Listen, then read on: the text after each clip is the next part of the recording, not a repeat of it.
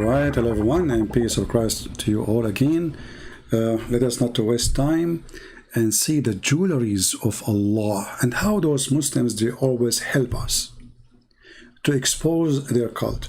Now, I will start the video from a little bit from the beginning, and we just made a video about the sex registry because this guy is an expert. So we will go from there and we will continue and see how this funny, how Muslims they answer, how Muslims they try to refute us.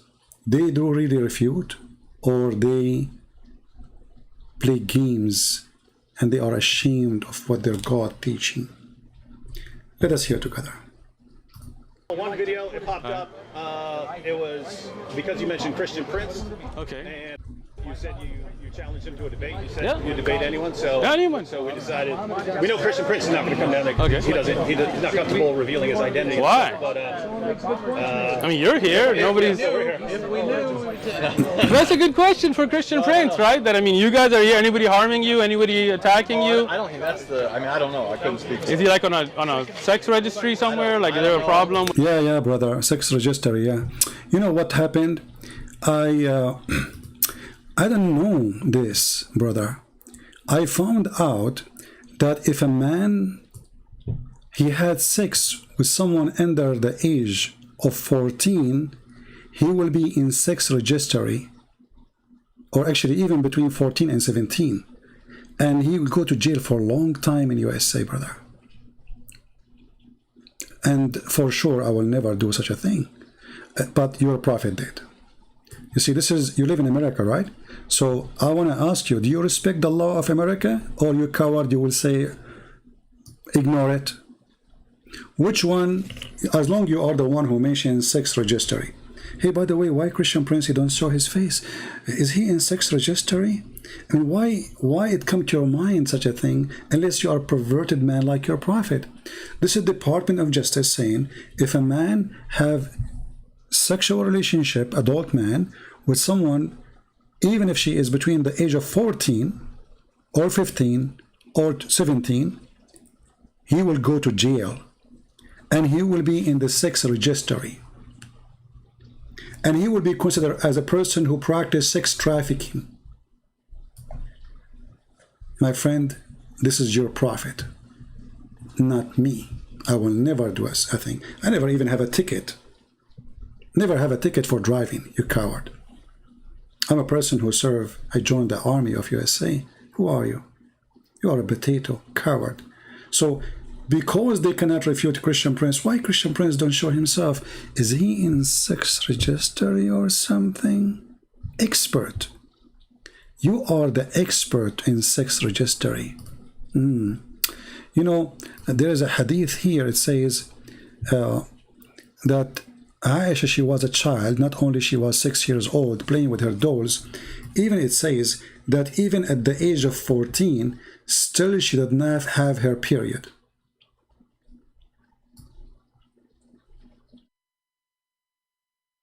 So my friend, according to Department of Justice, your prophet will be arrested in the airport immediately, for he is a sex offender and he is a child molester, and he is practicing sex trafficking, and he is doing child abuse.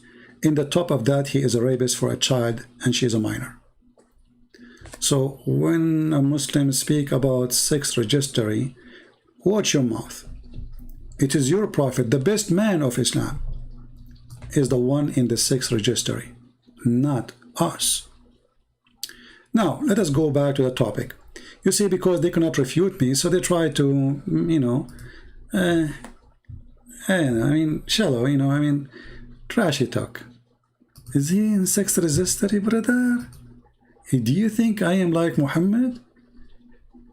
Brother, as I know you are coming from Pakistan, and according to Fox News, it says that #1 country in the world who search for porn and sex with the children, or rape, and sex with animals is Pakistan. To the point even Fox News, they call Pakistan, your country, praise be to Allah, Pornistan.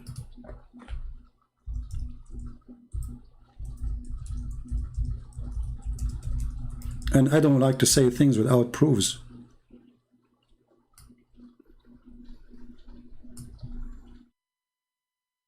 Pornistan, Pakistan. #1 people in the world who search for sex with I mean, what I'm getting here, I'm searching for Fox News. Look what we get. Okay.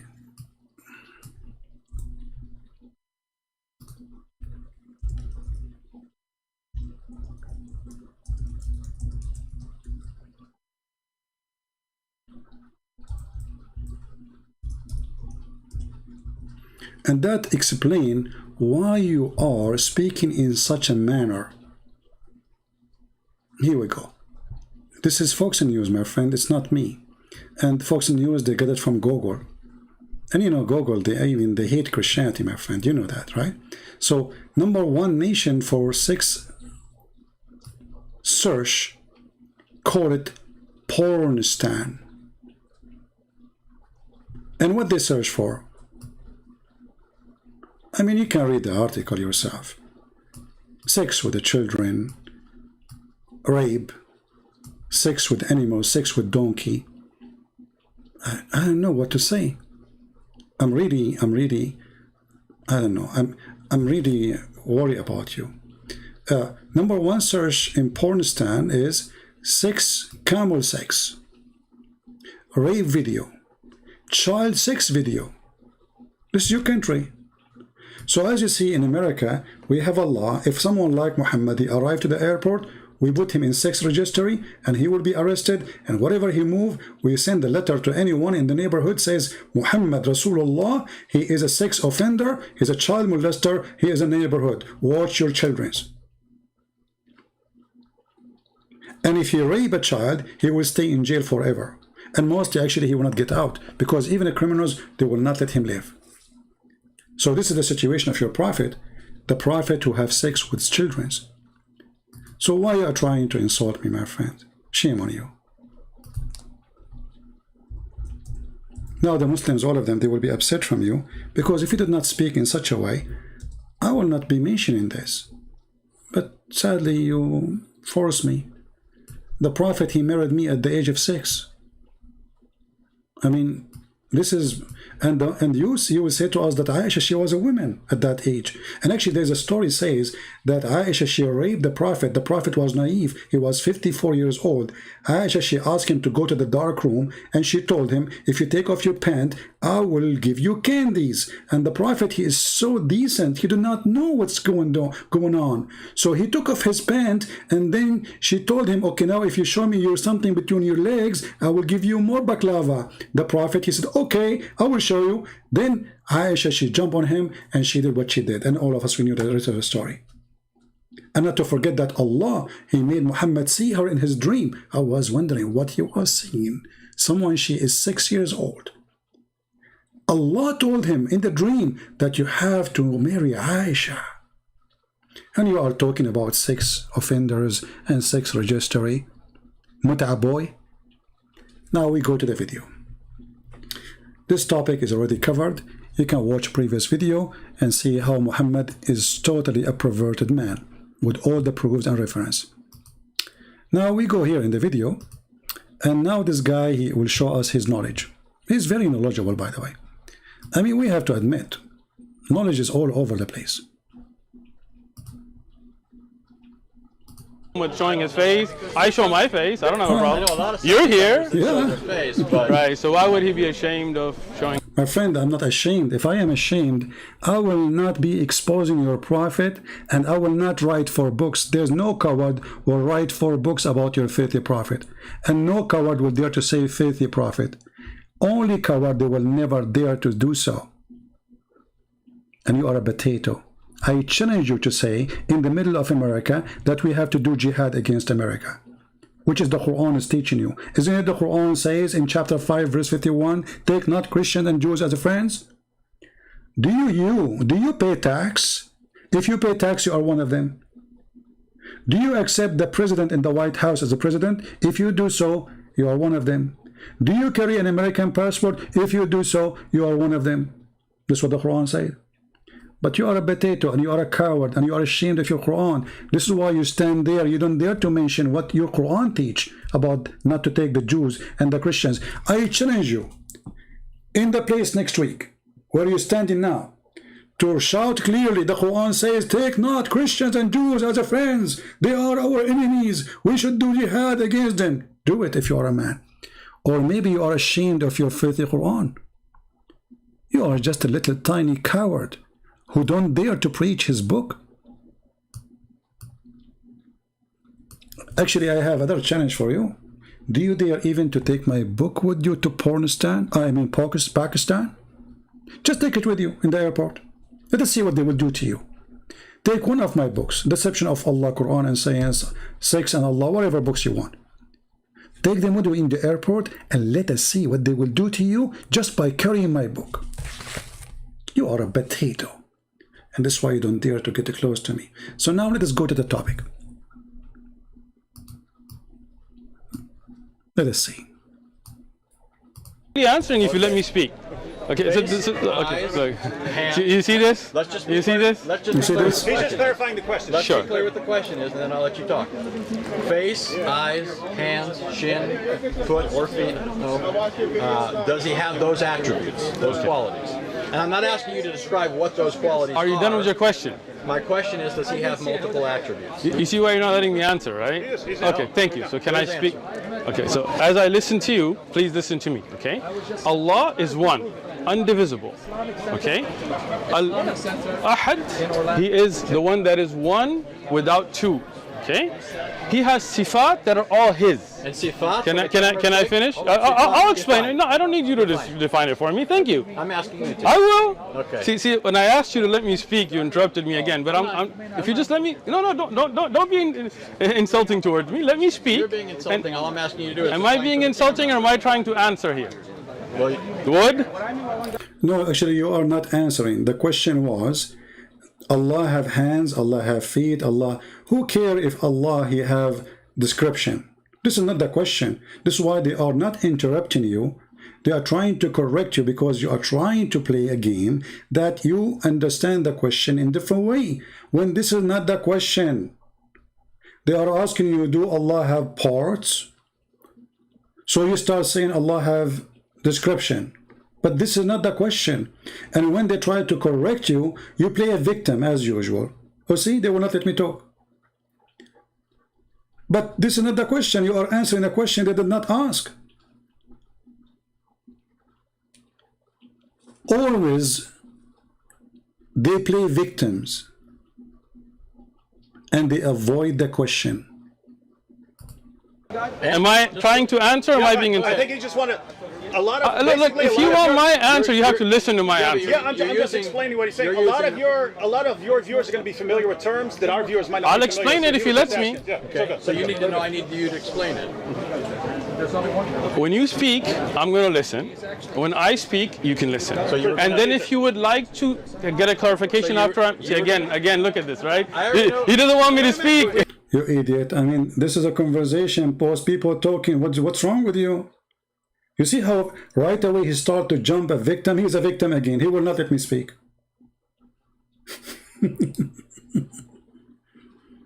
You cannot talk to him this time. He will not let me speak. See? Look, he will not let me speak.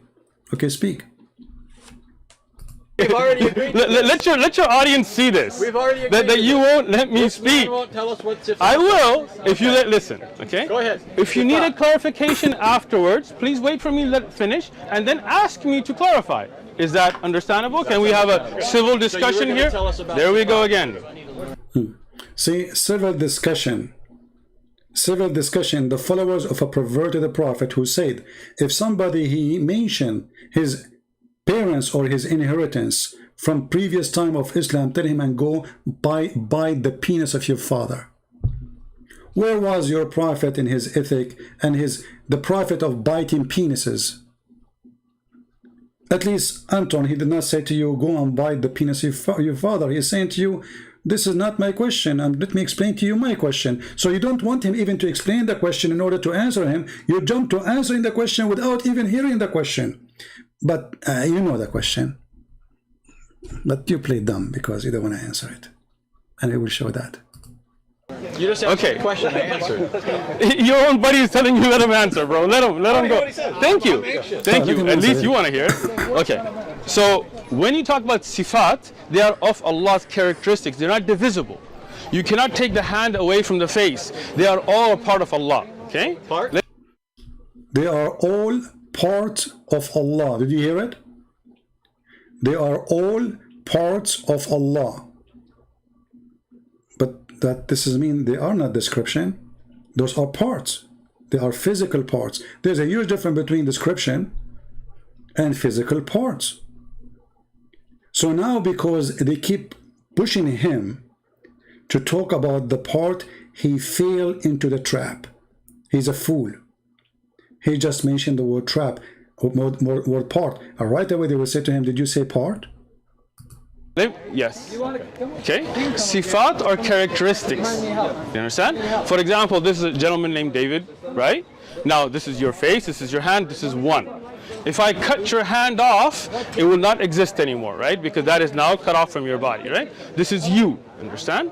Allah has sifat that are not like humans. They're not like us. لَيْسَ كَمِثْلِهِ شَيْءٍ. But He has sifat that He told us about in the Quran and upon the lisan of the Prophet. Now let me explain those words. Allah has characteristics that He has explained in His holy book, the Quran, and upon the tongue of His Prophet Muhammad, peace be upon him. But He is one.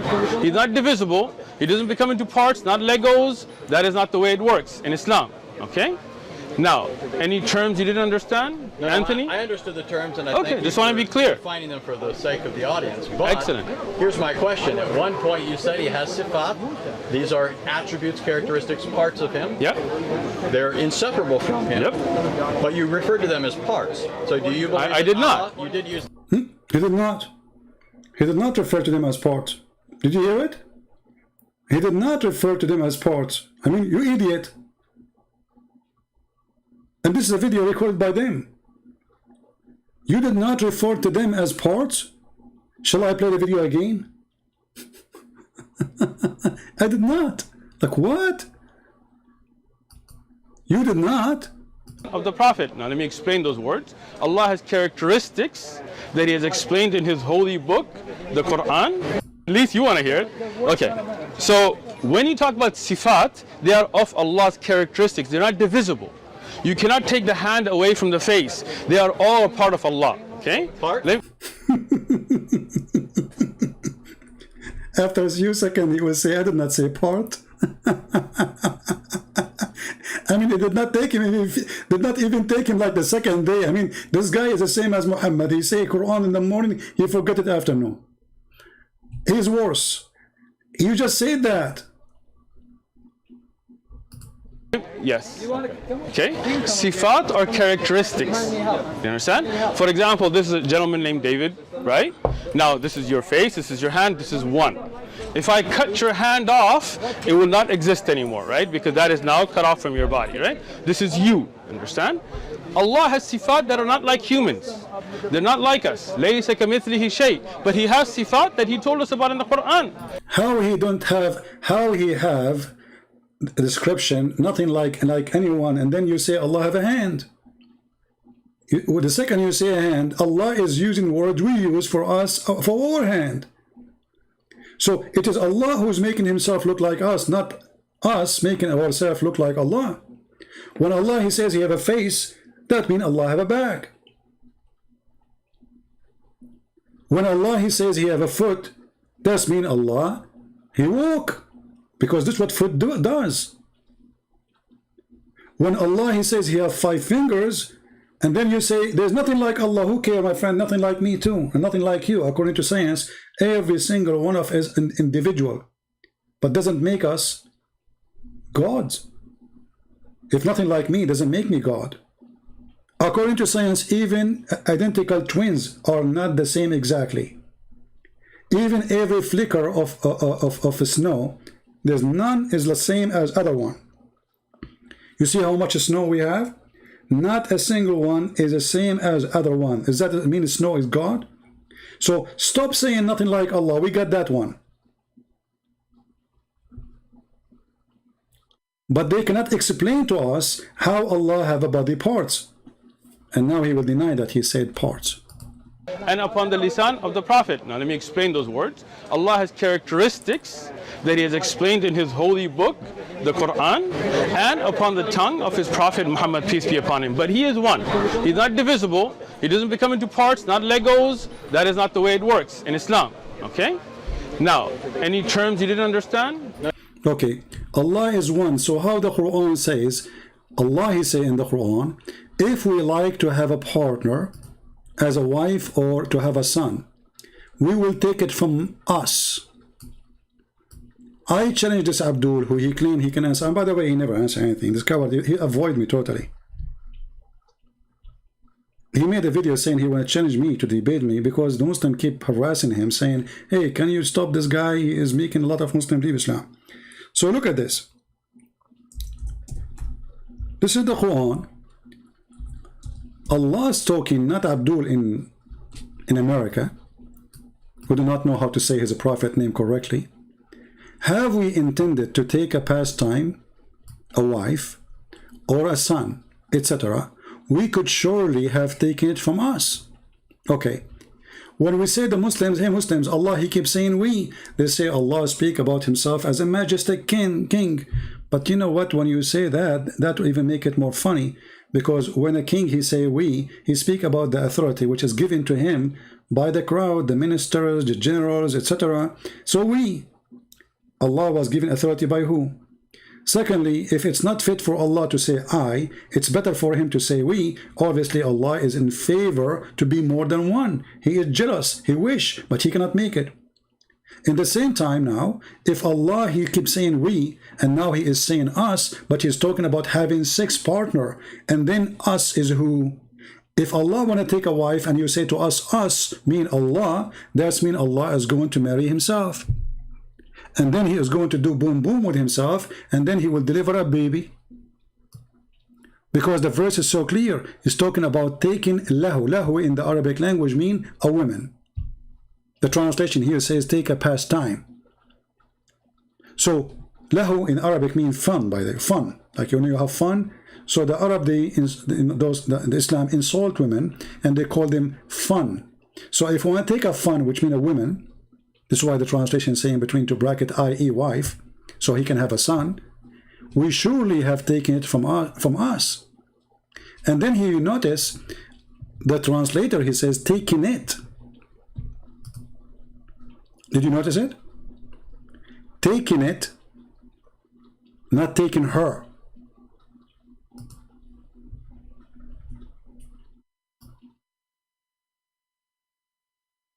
So what is the object which Allah is going to take as a wife, which is part of Him? Because remember, He just said that Allah is one. And Allah is going to have sex with it, which is from us. Are you listening, Muslims? So when this Abdul tried to explain something, he himself, he is so scared to go in details, otherwise the Muslim themselves, they will jump all over him. This is a very sensitive topic, and the biggest scholars of Islam, they avoid it. And this is why this guy, he is in the limbo, like he don't know what to say.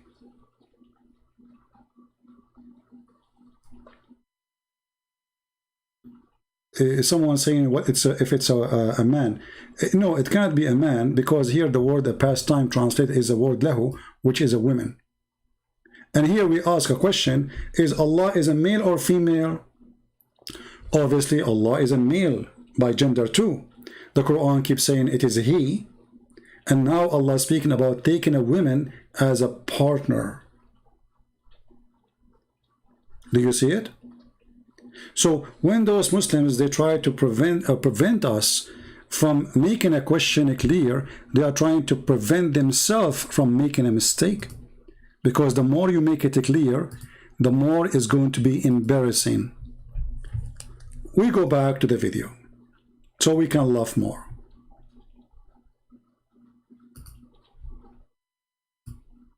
Continue, Abdul. You are the expert. Anthony? I understood the terms, and I Okay, thank just you want to for be clear. defining them for the sake of the audience. But Excellent. here's my question. At one point you said he has sifat. These are attributes, characteristics, parts of him. Yep. They're inseparable from him. Yep. But you referred to them as parts. So do you believe I did not. You did use the term part. I said You said they're sifat. a part. I'll let They're, you- they're a but part I'll- of him. Okay. So you let's- did use that term. Sure, we will say sifat. So you That's would where I can. grant that at least in that sense. See, now he noticed that he said something he should not say. This is why he's trying to say, I did not say that. I did not say part. And then you said, no, you said that. And I remember, okay, it's in the video. Yeah, I said they are part, but this is a description. You said part. Description is not part. If you describe a person that he is tall, that will not make the word tall a part. It's not. If you say someone is ugly, that does not make the word ugly part of the person. That is description. There's a huge difference between description and the word part. And he used both. Potato. That Allah is not absolutely one. You don't mean he's absolutely one in the sense that he has no attributes. He has attributes. You want me to respond? Yes. You see how I listen to you respectfully without interrupting you? No, I do need to do that because no, we're not, because you already interrupted. You see, you're interrupting now. This guy is talking and you're interrupting him, but he don't complain. This is the difference. When he interrupt Anthony Roger, he don't say you're interrupting me. I mean, the guy is still talking. You jumped. And then if you are talking and he jumped, you say, see, he's interrupting me. Just to make yourself look better. But the guy you just explained, and now it's his turn to talk. The second he starts talking, says, you're interrupting me. There you go again. So the sifat of look at this. Look at this. Your own friend is telling you be quiet, man. He's Listen. begging you to hurry up. No, he's not. He's telling you to be quiet. Abdul, they are laughing at you, both of them. The other guy is saying to him, let this idiot talk so we can laugh more. Let him make mistake. Actually, I advise all the Christians to let those people talk, because the more they talk, the more they do poo-poo like their prophet. If you don't let him talk, he will not make too much poo-poo. Let him talk. As you see, you let him speak for 30 seconds, he made big poo-poo. He says Allah have parts. So why you don't wait more? I support you, man. Go ahead. I'm interested in the answer. Thank you. And then I want to hear a response. Okay, it's cool. so sifat are not things that make you more than one. This is your misunderstanding. Okay, when Allah is one, He's indivisible, absolutely one. His sifat is His. That does not make Him more than one. This is your misunderstanding. If you had studied Aqidah, and if you like to, we have durus, you can learn them, you would have known that the sifat of Allah are unique to Him and are only His and are part of Him. They are not divisible. Having sifat does not make you more than one. This is your misunderstanding. Can I finish now? Oh, are you finished? No, I'm not. If I was finished, then I wouldn't be talking anymore, right? Thank you.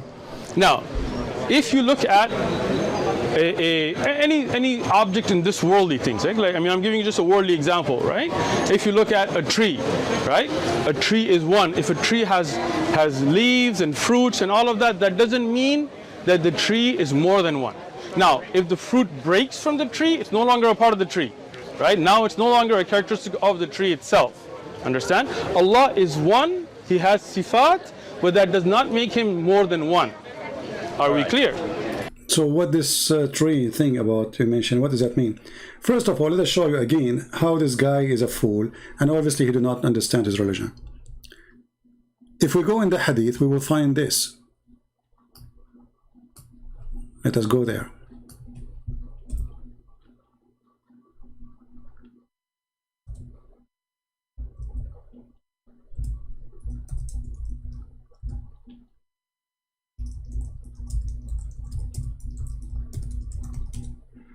Allah will come in the judgment day in a shape other than the one which the Muslim they saw first time.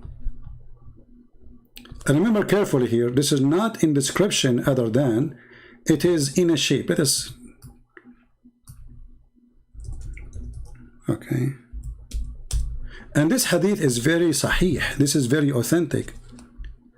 So Allah will come in the shape, and that shape, let us go. This is, as you see, Sahih al-Bukhari. This is hadith number, this is the first hadith, 4581. This is the second hadith,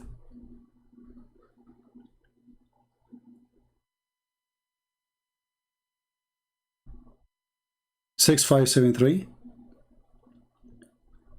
And this is the third hadith, and we stop here. This is Sahih al-Bukhari, very authentic, very correct. So he cannot play the game of weak and strong, as usual. Here it says that Allah will come in a shape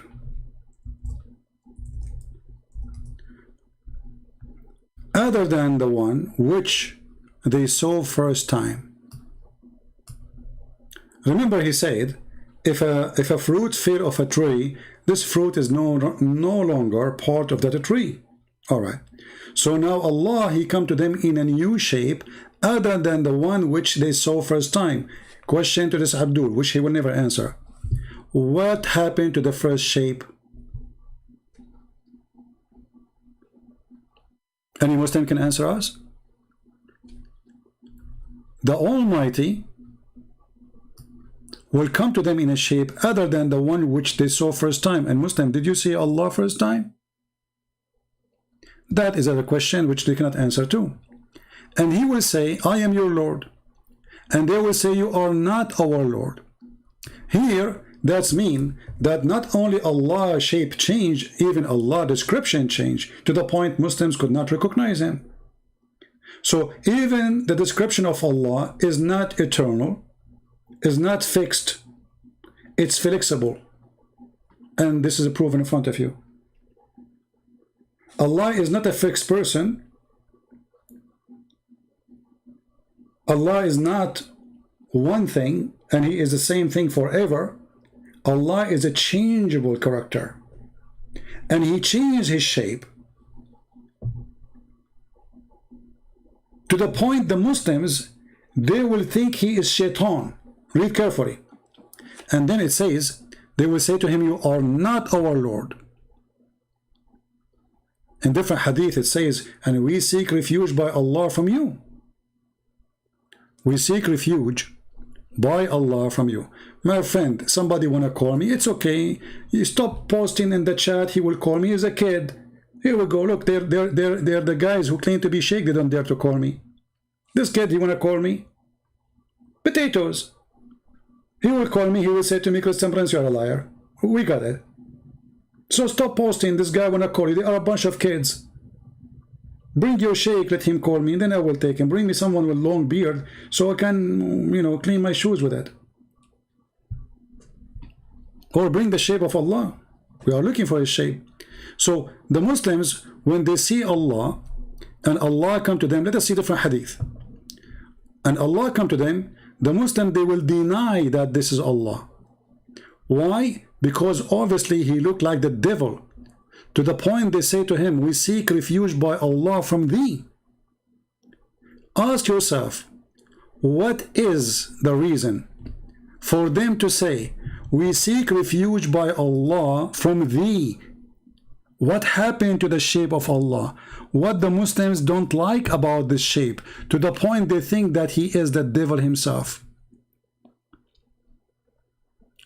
Or what Allah he did, he changed his shape. This is the same God. His name is Allah, Allah, the moon God. Now he's playing a game, hide and seek. He go to his bedroom, he changed his shape, and now it's Halloween day. He come to the Muslim, he says, it's me. The Muslim, they will say to him, you idiot, you think you can fool us? We seek refuge with Allah from you.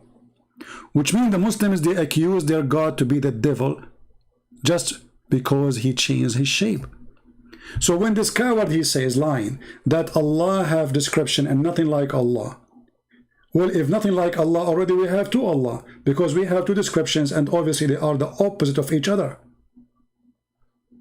To the point that the second description or the second shape, it is so far from how Allah he looked like, to the point the Muslims, they believe that he is the devil and they seek refuge by Allah from Allah. So maybe Allah in this here story, he come with the two horns in his head. Maybe he have sharp teeth. Maybe his tail is shorter than the other shape. But for sure, the Muslim, they did not see in this new Allah anything have to do with the old Allah. And if you don't believe me, the story in front of you. And I challenge all the Muslims who they will make comment after, as usual. And I know what the comment, Jesus is not God and there's no Trinity. We got it, we got it. They changed the topic in the speed of light. Abdul, this is not the topic. If Jesus is not God, okay? I'm going to post an article for you from Islam that webcam for porn. Abdul, this is not the topic. The topic is when the Muslim they seek refuge from Allah to Allah. Which Allah of them is the true Allah, and what happened to the original Allah? And how Muslims, they could not recognize their God just because he changed his shape. And how you Muslim, you recognize Allah anyway? Do you see it?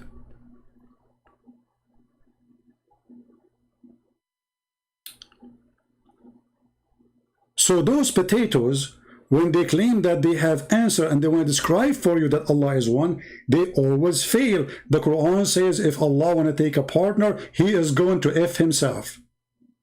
This is what they are saying, but doesn't make sense. There's no way that Allah he can have F himself because his penis is in the front and there's no way it's going to reach all the way back. And the verse in the Quran is so clear that Allah, he will take a partner and she is a female. And the Quran confirm all over that it is he. It is he. The Quran never say it is she. The Quran always describe Allah, it is he. And actually, you can go right now and check the Quran. You will find tons of verses saying it is he, it is he, it is he. And now Allah talking about his sexual agenda. If he would like to have a wife, he did not say if I like to have a husband. If I like to have a wife so I can have a child, then I will take it from one of us. That means the wife, she must be a goat. Because if it is a woman, or she is a woman, sorry, you know, my English is not my first language, but as I understand the grammar, when you say it, that make it an object, not a human. It doesn't say here if I want to take her, you see, a wife. Take it from who? From us. So it is one of Allah kind. Do you see it? And remember, the Muslim, they will say to you, is using false translation. This is your translation. And this is your website.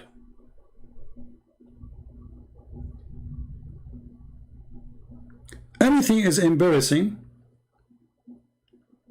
they will go behind the curve and they will say we did not hear it, we did not see it, and then they will say to you it's weak, this is Quran.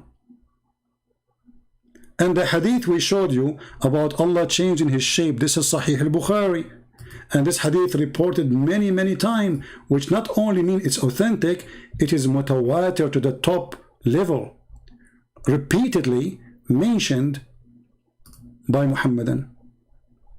So when this guy, he says, there's nothing like Allah we love, because here we go, Allah, which Allah? First Allah or second Allah? Allah with the good shape or Allah with the bad shape?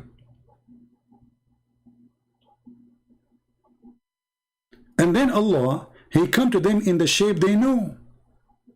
And he will say, I'm your Lord. They will say, no doubt you are our Lord. So look what happened. Allah's shape changed. Muslims accepted the new shape. Did you see it? So when the guy, he said that we have description for Allah mentioned in the Quran and in the Hadith, and then Allah, he come in a shape which they don't recognize.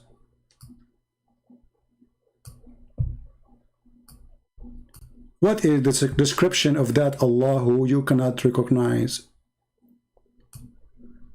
And what happened to that description? And what happened to the body parts of that Allah, which Muslim they when they saw? Remember, this hadith here is about we will see Allah. They will see him physically. And then they will say to them, how we will recognize Allah? Muhammad, he said, from his shin. And then the shin of Allah will do striptease.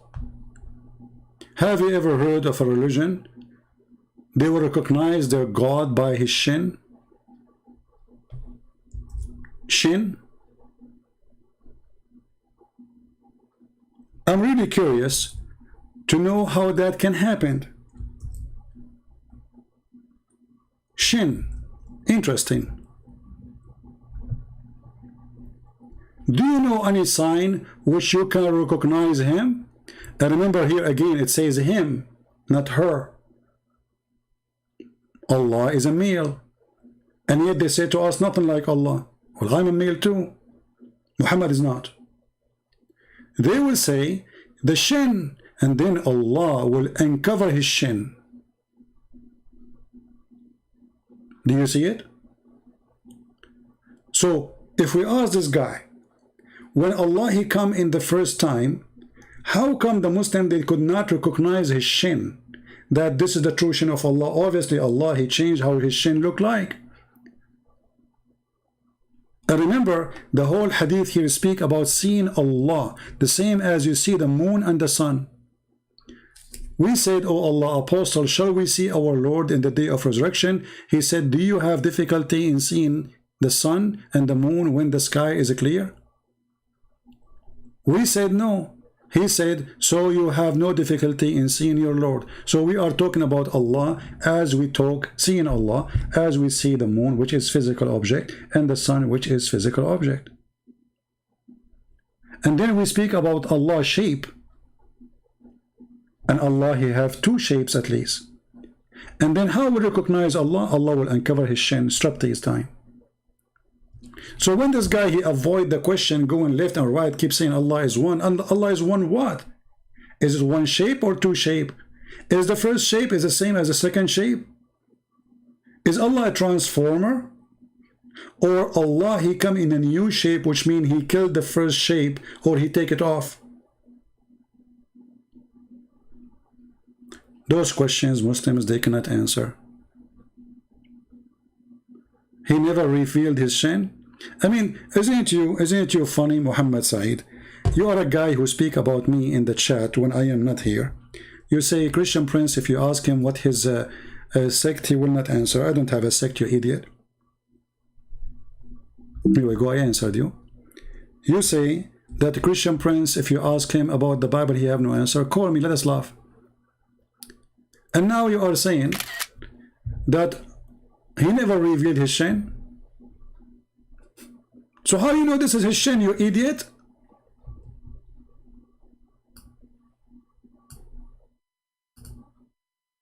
What if this is the shin of a belly dancer? How you will know that this is the shin of Allah? How we recognize Allah? From his shin. But Allah never revealed his shin, so how you know this is his shin? I mean, even their answers is very weird.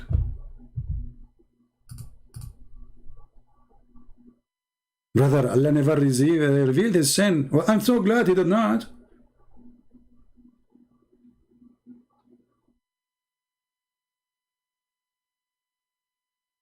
This shape is a metaphor. What metaphor? He changed his shape and they say to him, get lost, you are not Allah. What metaphor? And they are talking about seeing Allah, literally, physically. Let us go back to the video. So, what he's trying to say that Allah is one and nothing like Allah, those are the stories we heard before. They are repeating each other. He is repeating somehow Zakir. But then Fitr. Allah, he described himself in the Quran. Allah, he said he have hands. Allah, he have a faith. But is the faith of Allah like your faith, brother? No, brother. How Allah look like? I don't know. Allah alam. What kind of religion this religion is? So when you talk about Allah have description, and the second we asked you, okay, give a description of Allah, you say I don't know. So how Allah have a description? How the face of Allah look like? You don't know. How the shin of Allah look like? You don't know. How the hands of Allah look like? You don't know. So where is the description? Isn't it funny you say Allah have description, but you could not describe him? This is why I say stupidity is amazing. Brother, the Quran told us the description of Allah. Okay, give me the description of Allah. Allah is great. You stupid. This is not description. Allah is holy. Abdul is holy. This is what you claim. Describe your Allah. Describe him. Allah is a physical being. He have hands. He have a foot. He have a shin. Describe him for us. He have a foot. Describe the foot. I cannot do that. So you have no description of Allah. What you have is the name of the body parts, and those are not description. For there's billions of creatures have foot and leg and hand. If there is somebody is wanted, do you say to them he have a hand? They will laugh at you. They will say everybody have a hand, you idiot. So that cannot be description. If I say to you, describe Allah, you say is one? Well, every individual is one anyway. I am one too. And I am not 4 or 5. But where is the description of Allah still?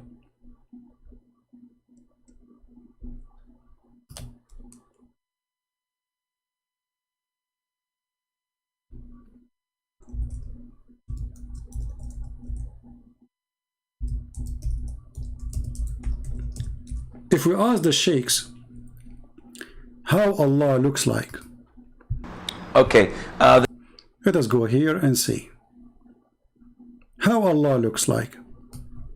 Then you will see here people who have more knowledge, they go straight to the answer. But every one of them still is scared to give us a full answer. your best knowledge from the Quran.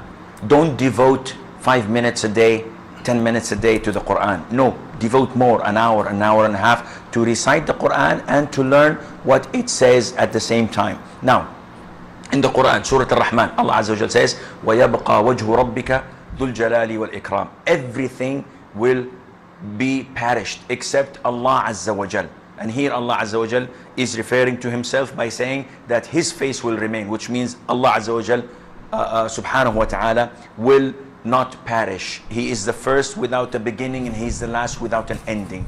Azza wa Jal. He's the creator of the all, what you see and what you do not see. And He's not created, and He does not die, and He does not have an ending, subhanahu wa ta'ala. So Allah described in the Quran that He has a face. Allah described in the Quran that He has 2 hands. When He addressed Iblis, Satan, and He told him, what prevented you from prostrating to what I have created with my 2 hands? So this is what Allah described Himself. Allah says in Surah Al-Qalam that on the day of judgment, Allah Azza wa Jal would uplift and show His leg. وَيُكْشَفُ عَنْ سَاقٍ وَيُدْعَوْنَ إِلَى السُّجُودِ. And they are called to prostrate, and everyone prostrates except the hypocrites. All the believers would prostrate, and the hypocrites will try to prostrate, and their back goes one. Okay, so the shin worshippers, people, the Muslim, they will bow down to the shin of Allah. So what is the description of Allah? Those are His body parts.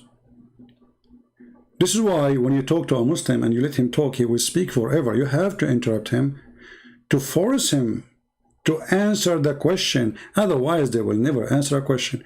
All what we heard until now have nothing to do with Allah's description, how Allah look like. All what we learned that Allah have hands, have a shin, have a face, have 5 fingers. Okay, and He sit in a chair. He have a butt. What is that? Still, we do not know who is this one you are talking about. Because there's billions of creatures have such a look.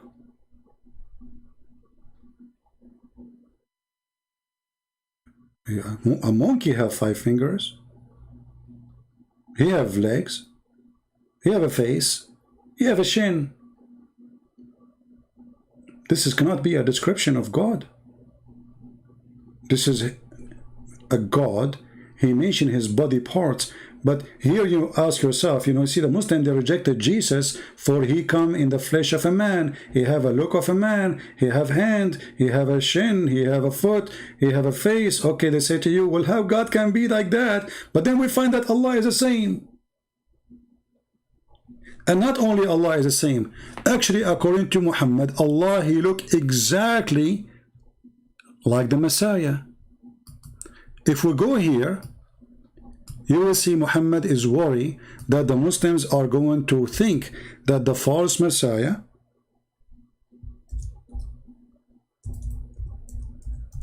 will think that the false Messiah is the true Allah.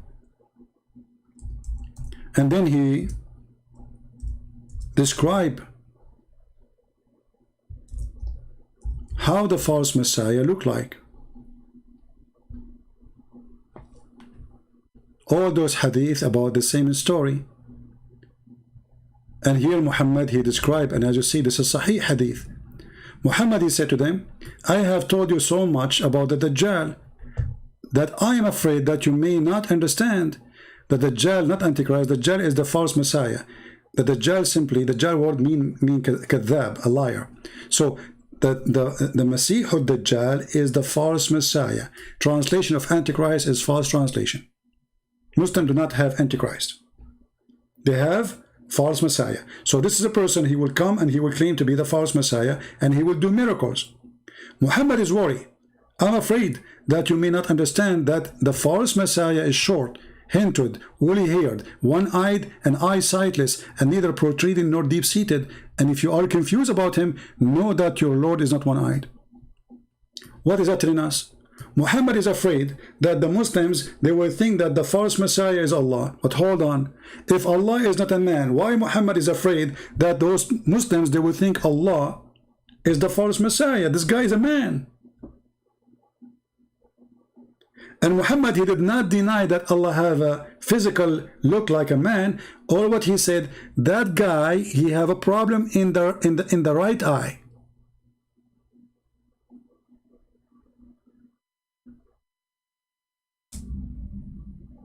This is the only difference between Allah and the false Messiah.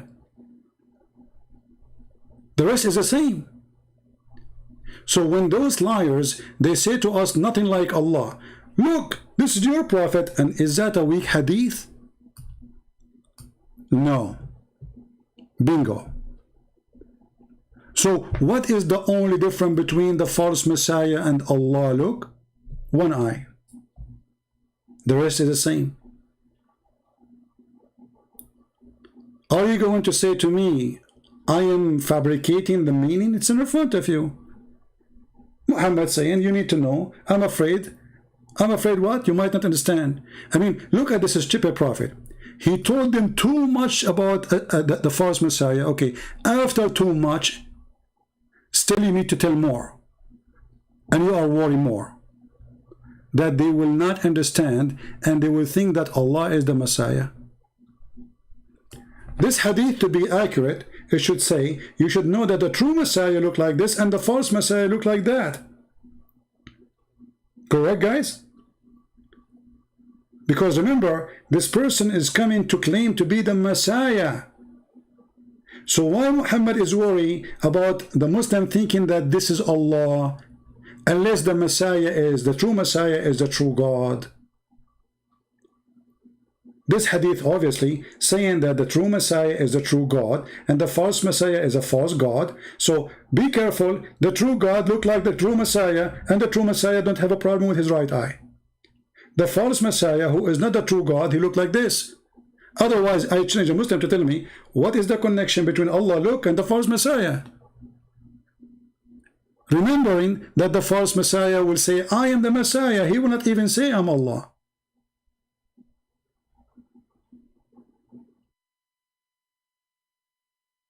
So when those guys, they try to avoid the question and they say to you, they can explain it, we laugh. Let us go back to the video so we can laugh more.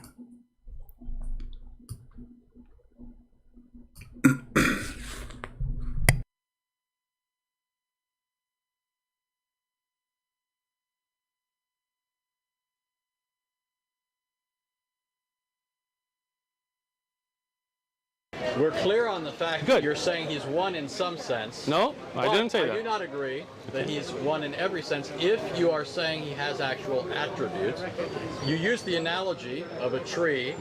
A tree is composite. It has parts. It has branches. It has leaves. I grant that if something's cut off of the tree, it's no longer part of the tree. Excellent. But the tree is made up of parts. If that's what you mean by saying Allah is one, then you are saying that your God, who is one, in the sense that he's only one being, is a composite of parts. So he's not absolutely one.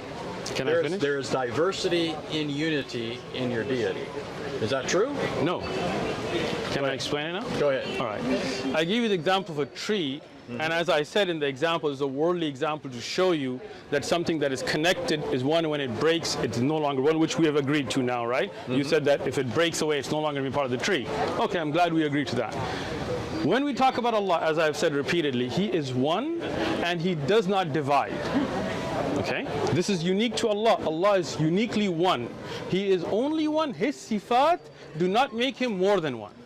He is not divisible. He's not broken into parts. He is one. His sifat are part of that oneness. He is uniquely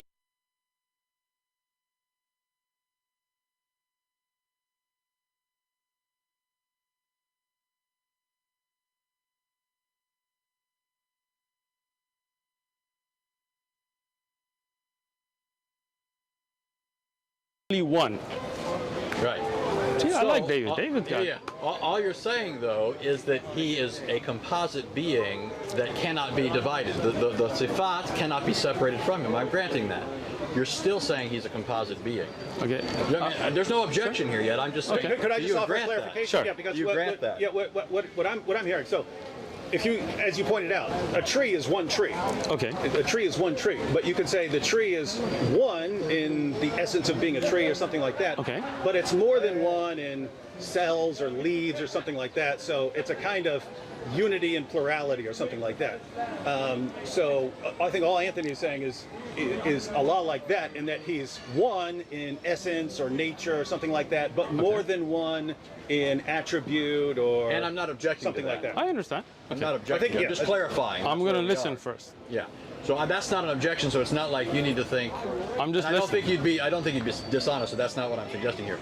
But that I don't think that you need to think. Okay, what is he after here? Like he's going after this. I'm not going after that. I don't think a lot of Muslims know that, and I think that's accurate. I think that Muslims believe in one being, but they do ascribe to him certain attributes, qualities, characteristics, all hearing, right, all seeing, those sorts of things. But that technically is not belief as you'd find in pagan philosophers in a monad, which is something that's devoid of any kind of attributes. It's an absolute unity. Okay. So, first thing, I just wanted to understand what you're saying. If you're saying Allah has sifat, then no doubt we agree. And I have taught Aqidah, you can look at the lessons, it talks about it, right? Allah is all hearing, all seeing. But I think what the miscommunication we're having, and maybe we just kind of go past this, is thinking if somebody's... I want to stop here about Allah is all hearing, all seeing. Since when? Isn't it your God, He come every third part of the night so He can hear who is praying? And He come physically? Remember, He said Allah is all hearing, Allah is all seeing. But if Allah is all hearing and Allah is all seeing, here that means Muhammad is a liar. Read with me what Muhammad he said, and this is Sahih Muslim. Our Lord the Blessed, the Exalted, descend every night to the lowest heaven when 1/3 of the later part of the night left. And he says, who is supplicating me so that I may answer him? And who is asking me that I may give him?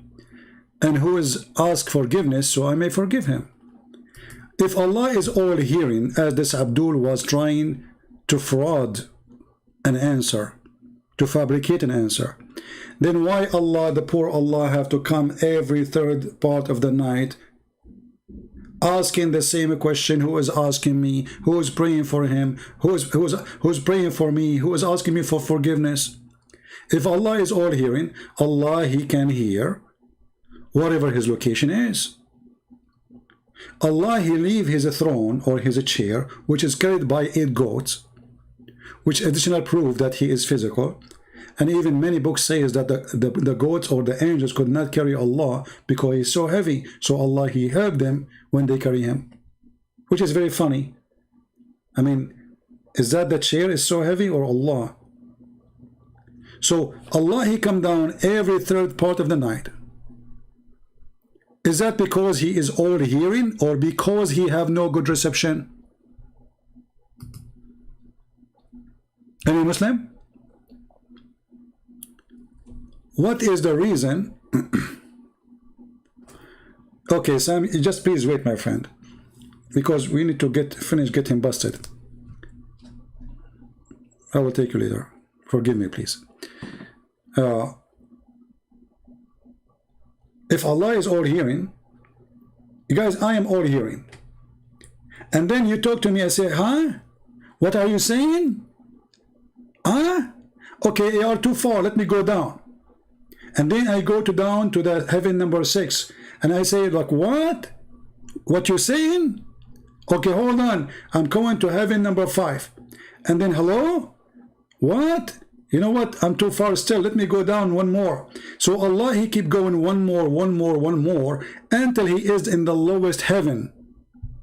And the purpose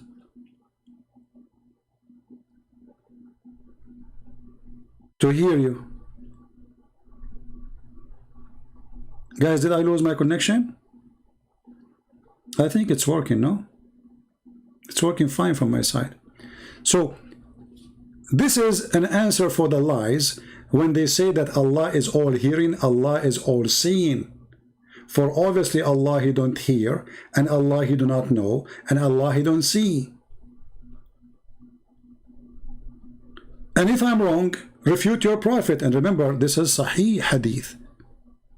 Don't play the game of weak and the weak argument of weak Hadith, which means we Muslims, we fabricate stories about the prophet and we say what he did not say, which means we Muslims are not trustworthy, which means we Muslims are not decent, which means we Muslims, we write stories about the prophet which is not true, which means we Muslims cannot be the people who can give you an answer about Islam because we fabricate stories.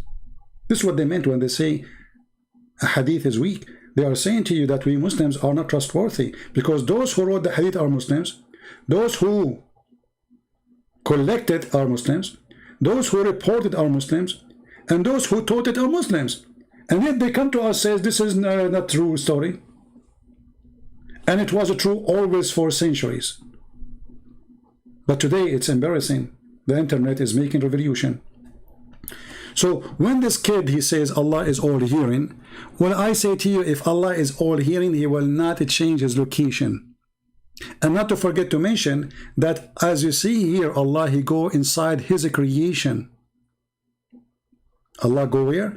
Inside his creation. So how Allah, nothing like him, and he is so big, and the throne of Allah is in the size of the earth and the heaven, and then Allah is going inside his heaven. That means Allah shrink. If the throne of Allah alone is in the size of the earth and the heaven together, then we find that Allah is going inside the heaven, which is smaller than his chair. In order for Allah to go inside that heaven, he have to change his size, and he shrink himself.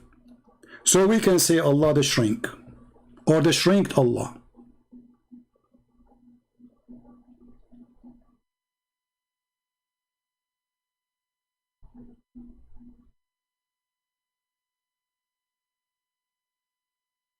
That is the truth.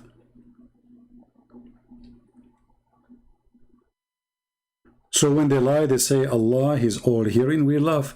Allah is all hearing, but he did not hear the prayer of Muhammad. Allah is all knowing, but he think that the baby is the sperm coming from the ribs of the women. And men have a sperm coming from their backbone. Allah is all-knowing, but he do not remember which one he created first, the mountains or the stars. So one verse says the mountain first, the other verse says the stars.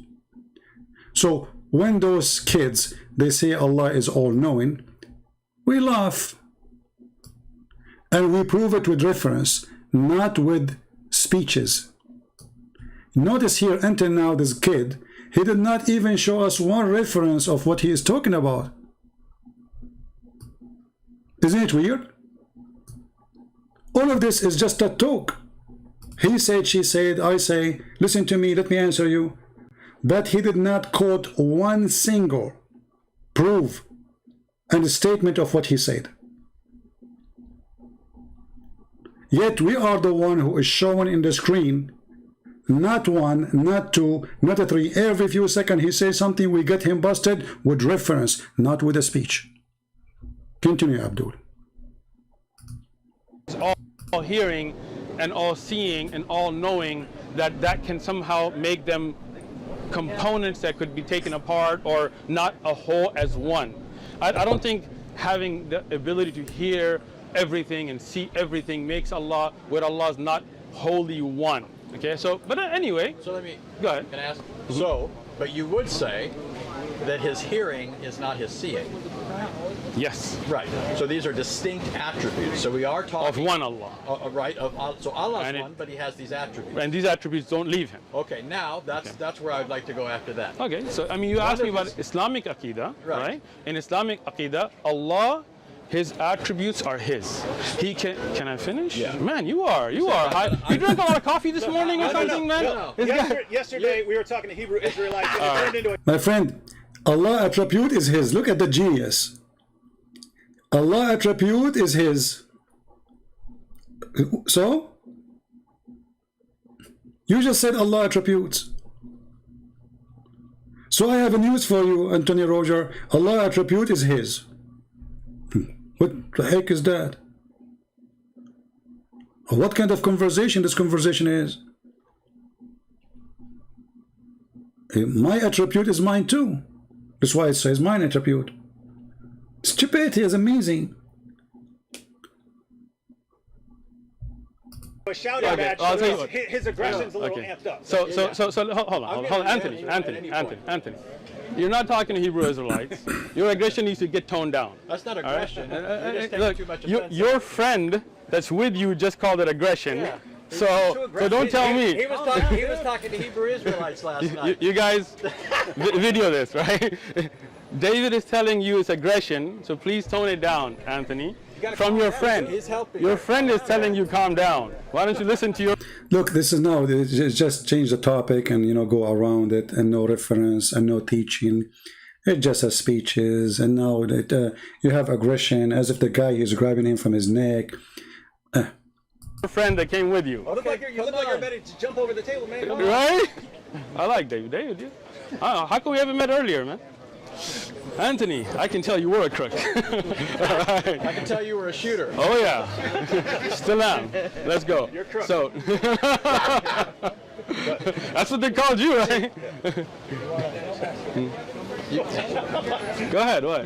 Mr. Hammer Time, you two keep bumping fists over here. I'm just. We can bump fists. No. I got you, bro. Don't feel offended. No. All right. It's going well. So do you remember where we're at? Yes, I. Did he call Anthony Roger bro? Did he call him bro? Can you believe how hypocrite those are? Isn't it Islam forbid you from calling the Christians and the Jews brothers and even as a friends? And you are calling a Christian person who not only don't believe in Allah, but he believe that Muhammad is a false prophet and he make videos about him, and you call him bro. Is your Quran saying take not Christians and Jews as your friends? And he says that the one who take them as a friend, he is one of them. So not only you are taking him as a friend now, you are taking him as a bro. I want to know what kind of a hypocrite you are.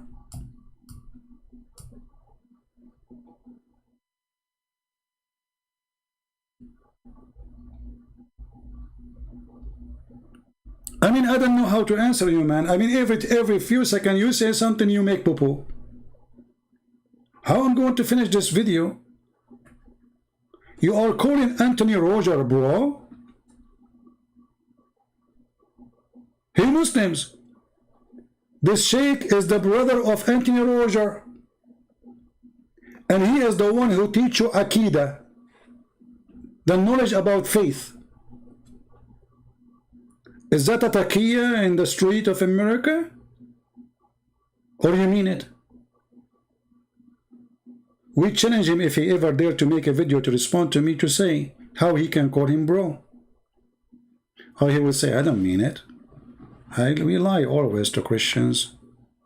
We will never take Christians as brothers. Actually, the Quran forbid the Muslims even to call those who they are own brother, own father, as family, or to love them.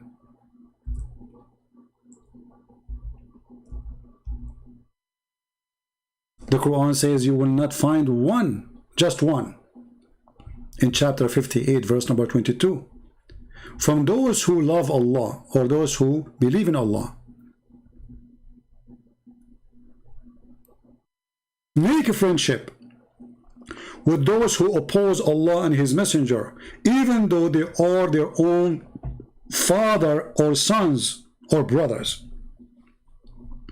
Do you see it?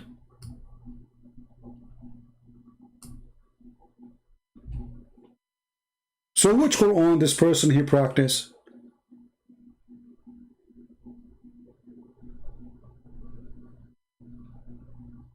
Oh, I am in America now, and I have to act like a hippie, and I claim that we are people who believe in peace, and you are my brother.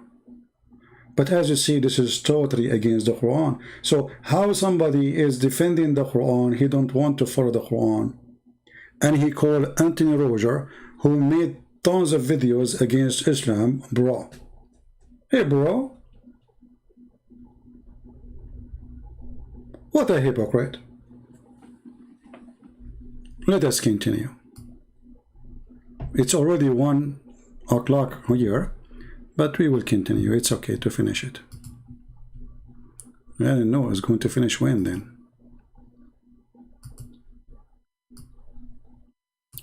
Okay, continue. Bro. Bro. Okay. You guys video this, right?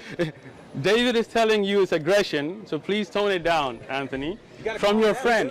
Your friend is telling you calm down. Why don't you listen to your friend that came with you? You look like you're ready to jump over the table, man. Right? I like David. David, how come we haven't met earlier, man? Anthony, I can tell you were a crook. Right. I can tell you were a shooter. Oh yeah, still am. Let's go. You're a crook. So, that's what they called you, right? Go ahead, what? Mr. Hammer Time, you two keep bumping fists over here. I'm just... We can bump fists. No. I got you, bro. Don't feel offended. All right. It's going well. So do you remember where we're at? Yes, I do. Don't worry. Okay, so the understanding that you are bringing is not where I'm at, but we're going to put that to a side and just go to, let me finish. Again, man, this guy. My finger up. I got you. What Okay. understanding? Let me give it to you. Let me tell you. Let me speak and you'll know what I mean. Okay. When you say something is one and you say they're compartmentalized, they're taken of parts, right? It comes to an understanding, something that becomes like Legos, right? Something that can come apart and put back together, right? Allah is one. His characteristics are with Him, always been with Him, always will be with Him. He can reveal, oh, you're smiling already, look at that, right? He can reveal a part of His kalam, for example, the Quran, but the Quran is always with Him. You understand? Now look, he just mentioned the word kalam. Take a note. He just said the word kalam. Muslims, take a note. Like, if you take what's written, that is not the part of the kalam. That can be burnt, that can be written. Somebody could eat it, somebody could do something weird, right? But the kalam of Allah is always with Him. Always will be, not created. Okay? None of Allah's sifat are makhluk. You know what makhluk is? Creation. Yes. Creation. Hold on. He just said the Quran is not created. Is the Quran from the sifat of Allah? Look at this stupid idiot. He just put himself in the trap. You see, until now they did not mention the word Quran. He is the one who put it there. He just said that the description of Allah is not created. And then he mentioned that the Quran, the Kalam of Allah, the word of Allah, is not created. Okay, hold on. So, if the Quran never been created, that means the Quran was exist by itself.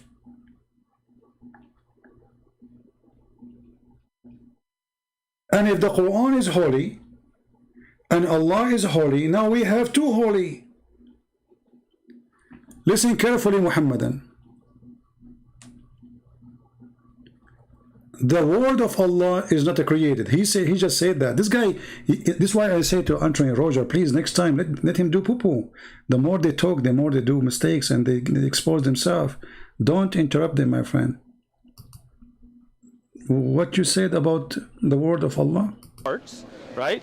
It comes to an understanding, something that becomes like Legos, right? Something that can come apart and put back together. Look at this guy here.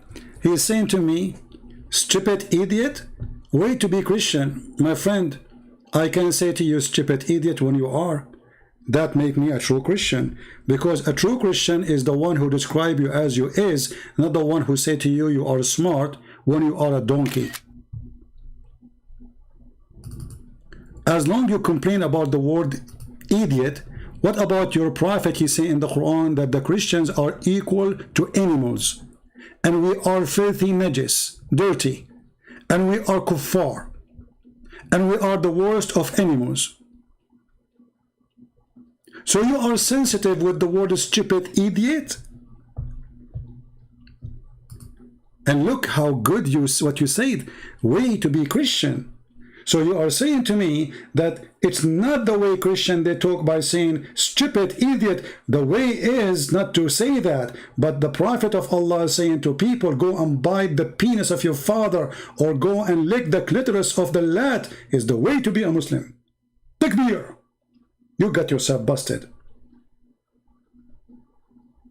You are saying from your own statement that the Christians should be high in moral and the way they speak because they are following Jesus. But if we follow Muhammad, we say to the person in front of us, go and bite the penis of your father.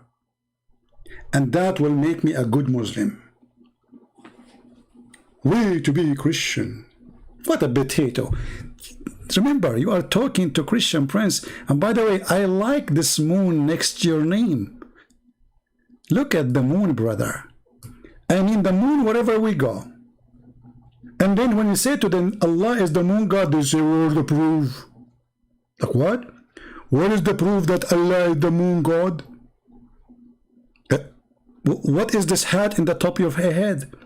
It's the moon. What kind of moon? The crescent moon. And why you put it in the top of your head? It's a decoration. What?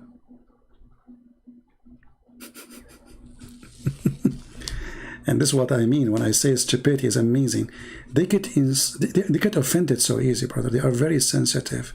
But calling the Hindus, infidels, the Christians, the Jews, filthy, kuffar, najis, it's okay.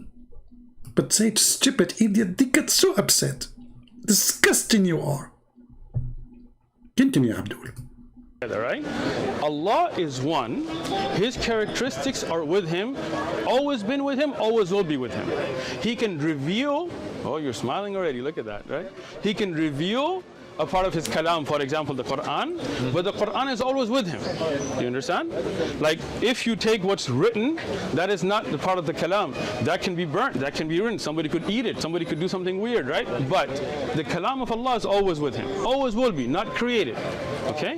None of Allah's sifat are makhluk. You know what makhluk is? The Quran is always with him, but never created. So Allah and the Quran are friends. They are two individuals. Allah isn't created, the Quran isn't created. The Quran was always with Allah. But that means that Allah was always with the Quran. And they are equal. Because you just said that the source of the Quran is not from Allah, for it is not Allah who created the word. So Allah is using a word is made by somebody, or as long as you are saying it's not created, that means the Quran is individual who is God, he is divine, he is exist, have no beginning, have no end, and he is exist always with Allah. Have you ever heard of a stupid religion like this? If the Quran, the funny they say the Quran is the word of Allah. How do you say it is the word of Allah if Allah did not create the word of Allah? I mean, who is the stupid here? Or maybe you Muslims, you believe in the belief of the Christians, that in the beginning it was the word, and the word was with God, and the word is the God. Ah, that makes sense now. So the word was with Allah, but the word in Islam is not Allah. So in Christianity it makes sense, because God and his word is one. Here, Allah and his word are not one, and the word of Allah is not coming from Allah. So it's coming from where? eBay? Ibu? Imumu? Any Muslim can tell us where the Quran is coming from? Because remember, it's not created. That means there's no beginning. The same exactly as Allah. I remember the Muslim, they say to us, Allah, he don't share his description with any, but he just did. Because Quran is not created.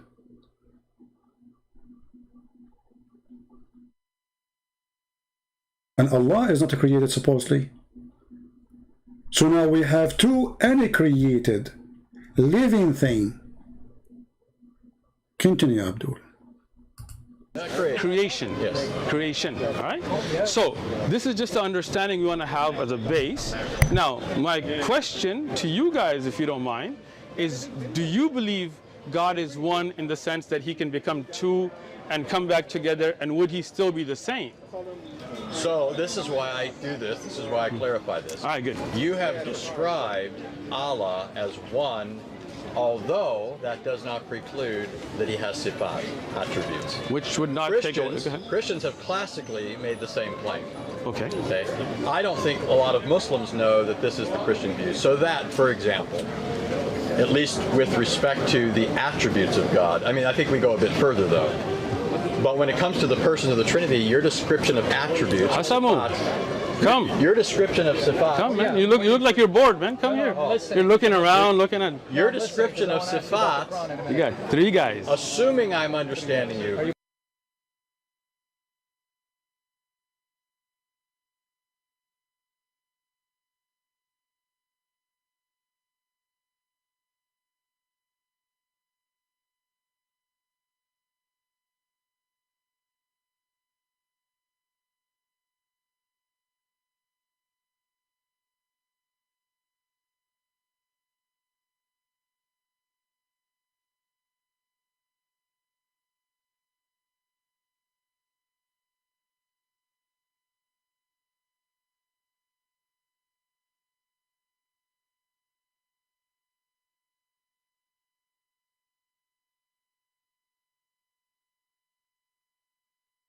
Correctly, and I'm granting there's a possibility there's a. I'm sorry, what? Yeah, I know, he's pointing for the camera. There's not three of you here?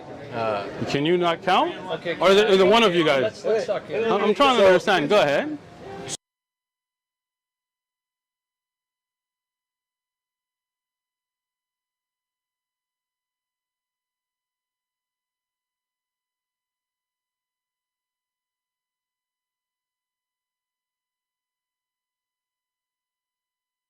So when Christians speak of God as triune, Okay. we don't think of the persons as divisible. Okay. There's a hypostatic distinction. Now, if you're familiar with Islamic kalam, you know that when Muslims classically have spoken of Allah's attributes, they've referred to them as hypostasis. They've given them hypostatic status. That's all Christians have ever said when it comes to the persons of the Trinity. So that for Christians, the persons of the Trinity are not divisible. We don't believe in multiple gods. We're not polytheists. Okay. We believe that all persons of the Trinity co-inhere in the one divine essence, just like you would say that multiple attributes co-inhere in one being. Now, I do think, though, there's a fundamental distinction between the Christian view and the Muslim view, which is there does seem to me, in some Islamic thought at least, and you could tell me this is not your view, there seems to be a radical bifurcation between Allah and His attributes. So, for example, I'll just give you an example, and you can tell me what you think of that. Some Muslims I talk to will tell me that Allah Himself cannot be present in His creation, but His attributes can. The attribute of seeing, for example. So that's just. Let me. Do you want me to answer you? Yes. See how that's where we're at, and that's where. Do you see how I respectfully, even though I had a lot to say, I just stayed quiet and listened to you? Did you see that? Yeah, we're past that. Come on. We're not because. Okay. So, first thing, you're delving in kalam to me is useless, right? Because I don't believe in ilm al-kalam. Okay. But I'm saying I thought that was your view, and you could correct me if that's not your view. I do not believe in ilm al-kalam, so obviously that's not my view. But I'm just using kalam in the sense of theology, like a key. Do you know what kalam is? Yeah. What is kalam? Well, it's philosophy, but No, it's not. But That's falsafa. Well, but it's. So you don't know what it's kalam the same is. idea. Let me show you that how he is a certified idiot. Guys, he is saying he don't believe in ilm al-kalam. Now, Anthony, he don't speak Arabic. He is not an Arab. You know, it's not a secret. But now this guy, he want to show them, he changed the topic to make it about Arabic, and you do not know. This is like what Mimi Hijab, he said to David Wood. I know this is coming. You don't know Arabic, and you don't know Hebrew. And Elijah Amin is God with us. So he just said to him, do you know what ilm al-kalam, which means the science of kalam? We will talk about this. Anthony Roger, who is not a Muslim, he says philosophy. The guy, he said, no, it's not, you do not know. If I search in 2 seconds in YouTube, I will find you how the Muslims, they agree that it is nothing but philosophy, and this guy is a certified donkey. Let me search. I mean, how in the world this guy, even he called himself a sheikh. Here we go. We just found a video. And this is a sheikh, not like you. This is a very well-known sheikh in Saudi Arabia. His name is Salim al-Tawil. They ask him, what about al-kalam, ilm al-kalam? What he said. علم الكلام اللي حكم فيه البخاري بأن يجلد الذي يشتغل بعلم الكلام ويترك ايش الكتاب والسنة. علم الكلام مقدمات فلسفية. Did you hear it? Even in Arabic he says falsafa, falsafiyya. Did you hear it? He said it's nothing but philosophy. When Anthony Roger, he said to him it's philosophy, he laughed at him. He says, no, it's not. You do not know. You don't know. You don't know. So this guy is the one who knows. When the truth is that Anthony Roger was right and you are a certified idiot. They love to show off, but they don't love to share the truth. Let us hear it again, saying to Anthony Roger that the science of kalam, which is speeches, which is philosophy, is not philosophy. You are wrong. One being. Now, I do think, though, there's a fundamental distinction between the Christian view and the Muslim view, which is there does seem to me, in some Islamic thought at least, and you could tell me this is not your view, there seems to be a radical bifurcation between Allah and His attributes. So, for example, I'll just give you an example, and you can tell me what you think of that. Some Muslims I talk to will tell me that Allah Himself cannot be present in His creation, but His attributes can. The attribute of seeing, for example. So that's just. Let me. Do you want me to answer you? Yes. See how that's where we're at, and that's where. Do you see how I respectfully, even though I had a lot to say, I just stayed quiet and It's listened very to you? respectful. Did you see that? Yeah, we're past that. Come on. We're not because. Okay. So, first thing, you're delving in kalam to me is useless, right? Because I don't believe in ilm al-kalam. Okay. But I'm saying I thought that was your view, and you could correct me if that's not your view. I do not believe in ilm al-kalam, so obviously that's not my view. But I'm just using kalam in the sense of theology, like a key. Do you know what kalam is? Yeah. What is kalam? Well, it's philosophy, but. No, it's not. But That's falsafa. Well, but it's. So you don't know what it's kalam the is. same idea. It is not. Okay. Well, go ahead. What is kalam? Go ahead. Listen, Anthony, what is kalam? Because you brought it up, but obviously you don't understand. In fact, it is you who brought it up, you idiot. It's not him who mentioned the kalam, it is you. And now he will stuck with this topic to avoid talking about the real topic. Suddenly the topic is, what is the science of talk? What is this? Well, the guy is not a sheikh, you are the sheikh. And what does this have to do with the topic, if Allah is one or many? And he said it's not philosophy, when every sheikh in the world, he agree that ilm al-kalam is nothing but philosophy and logic. Now, if you ask him, can you give us a definition? He will not. You see, until now, this guy, he's making speeches. He never quote a verse. He never quote a hadith. He never quote a statement. He never quote a scholar. It's just two people standing, and there's a table between them. Every one of them is giving his thought. I see there's something wrong in this conversation. From the side of the Christian and the side of the Muslims. Why the Christian don't get him busted right away and says, your prophet says this? And instead of says, talking like nothing. I mean, just we are talking. Why the Muslim, he don't get the Christian busted too and say, hey, let me quote for you what the prophet said? This guy, he have no answer.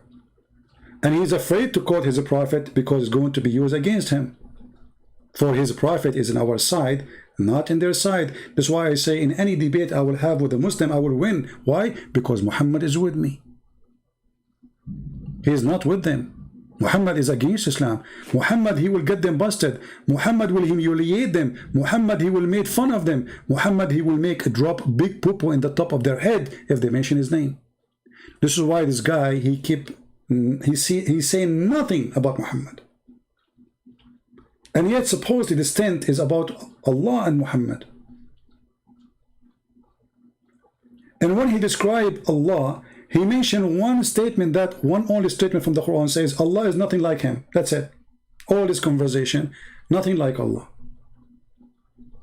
This is the only proof you have? I remember this statement is given by Muhammad about his God, which is, there's no guarantee that even Muhammad, he have a God. And this is a statement taken from the Old Testament where it says nothing like the Lord. So even this statement is not yours. So now, are we going to come to any conclusion in such a funny argument, which is there is no argument in the argument? Listen. And do you know what al-kalam? Anthony Rogers says philosophy. The guy, he says no. And he laughed at him. When the biggest sheikhs of Islam, and look how peaceful they are, you can tell, man. They say clearly that ilm al-kalam is nothing but philosophy. اترك ايش الكتاب والسنة. علم الكلام مقدمات فلسفية زعموا انها عقلانية. It's a philosophy and using your brain and logic. And actually this is what this guy was doing supposedly. It is philosophy. Allah apart, they are one together, you know, Allah is have description. This is just philosophy. So he denied that he believed in ilm al-kalam, but when he, in reality, he practiced it. Until now he did nothing except practicing of ilm al-kalam, because according to the Muslim Sunni, they refuse ilm al-kalam, which is using the brain. This is what al-kalam mean. Logic and brain and philosophy. And they take only the evidence, which is the Quran and the Hadith. This guy, all his speech is the opposite. He did not give any evidence. He was just using his own philosophy about how Allah is described, how Allah look like. Allah is like a tree. And then when he mentioned that Allah is like tree, he regrets saying that. And he says, I don't mean that Allah is like a tree. But the fact, even the Quran describe Allah like a tree. Are you an idiot or what? Isn't it the Quran says that the similarity of Allah is the same as a tree?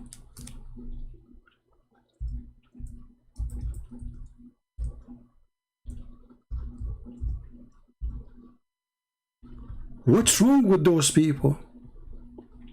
Allah, he described himself in the Quran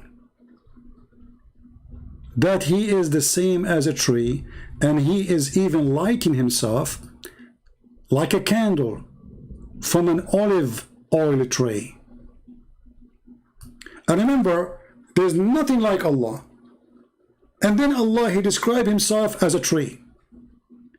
Allah, the light of the heaven and the earth, the purple of his light is as if there's a niche, and within it there is a lamp, and the lamp is in a glass, and the glass were a brilliant star, light from the blessed tree, and olive neither of the east, neither of the west. The light of Allah is the same as light in a lamp, lighting itself from olive tree. So Allah is the same as olive tree. But remember, they say to us, Allah not like anything. But here Allah is describing himself and describing how his light function. It's a burning light, not metaphorical. It light from oil, olive oil, which means need a fuel.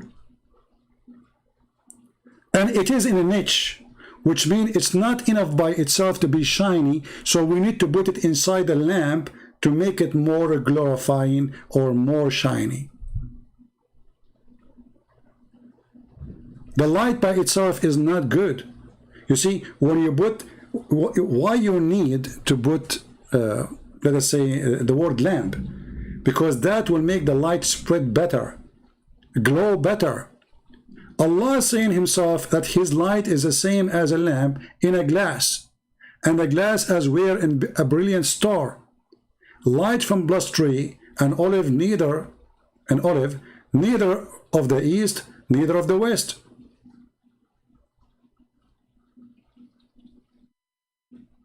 But nothing like Allah. But yet Allah is the same as a light lighting from olive tree. So this is why we laugh when I was laughing really when he says, let me give you an example as a tree. Even Allah is not like a tree, but no, Allah is like a tree, and Allah, he chose to be the same as a tree in the Quran. And you are an ignorant. When you said, this is just an example. So if we go now to the video again, and I don't know when I'm going to finish this video, because each time this guy he talk, we laugh and we have to make a comment.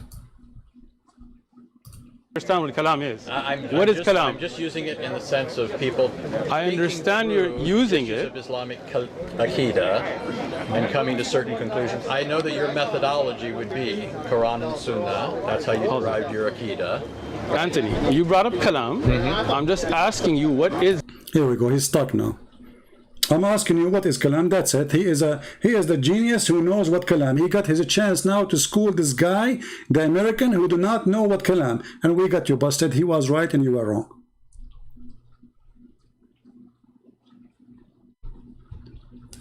I'm not going to waste more time in this because now they will spend like almost 5 minutes talking about what is kalam. So I'm going to move a little bit in this video to where it's getting more excited. Let us see.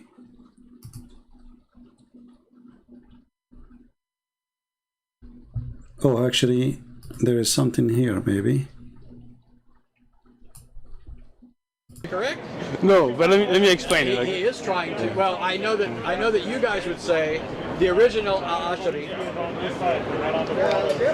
So let me ask this. Go ahead. I think maybe you would hold the position that Al-Ashari originally held more of a Hanbali-like approach, and then people later said something else. Now let me explain this. Hanbali, if you're talking about the madhab in fiqh. Yeah. But I'm thinking of their Aqidah. Okay, so then you're talking about the Athari, Hanbali Aqidah, right? Yes. So that was the original Aqidah from the time of the Prophet ﷺ, and that's what I follow today. Take a note, he just said he followed the Hanbali, as an example. Take a note. He followed what? He mentioned a bunch of sect and he says he accepts this is what is coming from the time of the Prophet Muhammad. And he is a Hanbali. And this is in the minute 21:43 in this video. Okay. You are a Hanbali. I can tell, because Hanbal is an idiot, and we will show in a few minutes how stupid he is. Then we move a little bit, because now they will talk about what kalam and ilm al-kalam, when we got him busted already with that. Let us go here. We don't mean that he is the things that are here. He is present, upholding everything. Everything is upheld by his power, so nothing could be apart from him. It exists by virtue of him. When the Son of God takes on a human nature, it's not the Son of God now entering creation for the first time. He's already present. God is omnipresent classically, according to Judaism and Christianity. The Son of God is now taking into union with himself a human nature, and by virtue of that is being born. It's not his divine nature, it's not coming into being, it's not starting to exist at that point, it's not in some sense now becoming present, whereas before it wasn't. Does that address what you were asking? No, not at all. So then what were you asking? Okay, so my question very simply, was Jesus born from Mary's womb? That was the simple question. Yes, well that's the answer is yes. Okay, that's the answer, yes. Yes. Okay, so let me understand this now, a deeper understanding. God, who is not separable, so he is still God, was in this belly of a woman and came out of the womb of a woman. God did. God took on a human nature and it was really born. So your belief is that that one great creator came out of the womb, the vagina of a woman. Absolutely. Well, thank you. Yeah. Have a nice day. Thank you. Have a nice day. Just to show you Muslims how stupid what he just said. He just said, are you saying to me that God is coming out of a vagina? This is what he said. I want to say to you the same. Isn't it your God who put his mouth in the vagina of Mary, and the Quran says, and we breathe into it? If coming out of the vagina will be an insult to God, that means God is not holy, for anything can make him dirty. So if you mean the vagina is dirty, that means your Prophet Muhammad is dirty too, for he himself, he came from a vagina. And then he recited the Quran, which means the Quran coming from a mouth, and the mouth was in the vagina. So this is the mouth of the vagina was talking. His name is Muhammad, and now he is reciting Quran. So are you saying to me that the word of Allah was in the mouth of Muhammad, which was inside the vagina of his mother? They try to make Jesus look down by saying he is born of a vagina. But my friend, if God is holy, he is always holy. So what you are saying to me, that your God in Islam, he cannot be holy if we make him come through a vagina. He got dirty, he need a shower. For he is not God. But for the true God, he is always holy. And this is again a contradiction for his stupid prophet. Because let us show you what the Quran say. He said, okay, are you saying your holy God, the creator, he came out of a vagina? They said to him, yes. He said, okay, thank you, I got you busted. Okay, thank you. You stupid. If this is not good, so why your stupid Quran called Jesus holy? And he is the one is born of a vagina.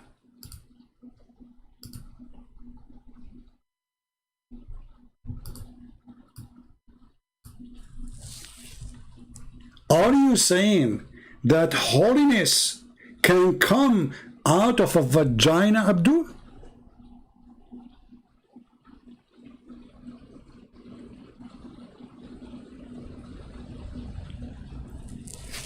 Do you see how silly they are? But their question is a great example for the Christians to show you how they try to run away from a clear answer. And actually here we can go to a different topic. Is God is always holy or not? What he just said is against his religion, not against us. For God is always holy, doesn't matter where he is. You see, the light of the sun, and this is the sun created by God. When the light of the sun touched the water which is dirty, full of bacteria, Or let us give a better example. Muhammad is taking a shower with dead dogs.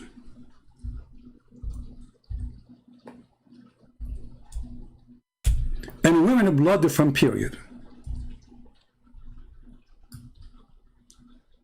And stinky garbage, as the hadith, as you see, it says in the front of us.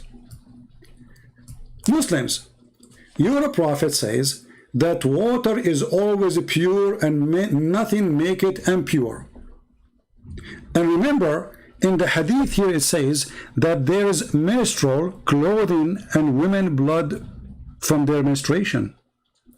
So the blood of women was touching your prophet all over. And in the top of that, your prophet was washing with it. And the top of that, your prophet claimed that water is always pure and nothing made it impure, even the blood of the women. And if the man or the woman is 90% of it, or maybe 95% of it is a water, then the water is always pure. And in the same time, how come the Muslims, they got disgusted because the idea that Jesus is born of Mary, and the Quran described Mary as a pure woman, and the Quran described Jesus as a pure person, and he is holy, chapter 19 verse 19. In the top of that, as the Quran and Muhammad describe that the blood of women will not make you dirty, and those are blood coming specifically from the vagina. It's not coming from the nose of the women. Here you see the hypocrisy and the double standard. Now, our point of view as a Christians, that God is always holy, so it doesn't matter where he's coming to or going from, for holy is holy. If God cannot be holy for changing location, that means he is not God. And this is what he just admitted, that his God, if he come from a vagina, he will not be God. So the God of Islam is not God always, is God only if he is in heaven. But if he is coming from a vagina, he is not God. At the same time, the Quran says that Allah, he breathed into her vagina. Now the Muslims, they try to explain to you, they say, no, it doesn't say vagina, it says her sleeves. Allah is the sleeve breathing?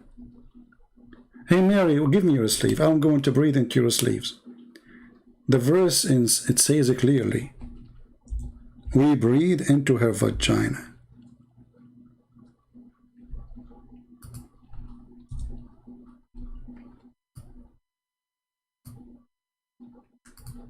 And the word there is vagina. And in the translation, look what they do. It says breathe into her body. You know what? Let us go with this lie. Breathe into her body, not vagina. So if God is God, why God is a breathing anyway?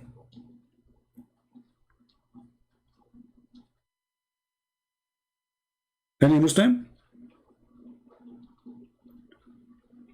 You see, they keep saying to us, Allah is not like anything. Okay, we got that. Allah is not like a human, he is not a man, so he don't do what man do. But here we see that Allah, he breathed like every person who he breathed, and now Allah, he breathed into the body of Mary, and then that's mean that Allah, he put his mouth somewhere in her body and he breathed. So is Allah touching something not holy, and that will make him unholy? And the verse says it clearly, her vagina. Change the translator, you will see how the translation changed. It's a miraculous.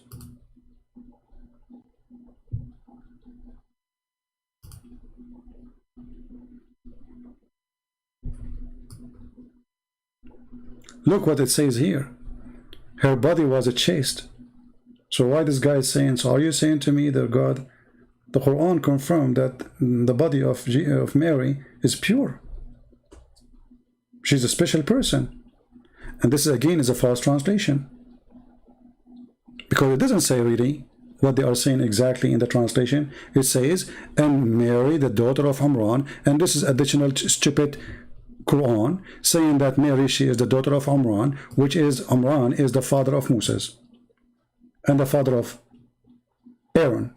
And because the stupid Muhammad, he thought that Mary, she is the sister of Aaron, he made a chapter saying that Mary, she is the daughter of Imran. Can you believe it?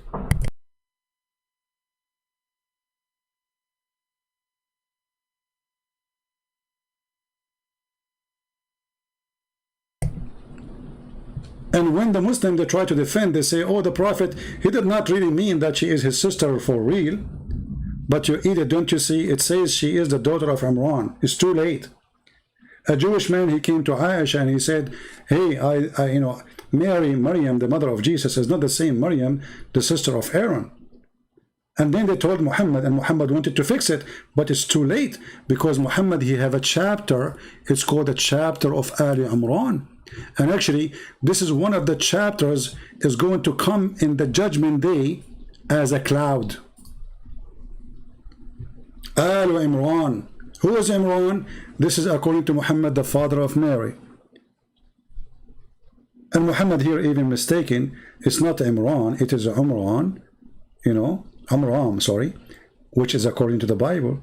So even here, Muhammad the fool, he made Mary, if you go in the Old Testament, you will find that Aaron and Moses, they have a sister, her name is Maryam.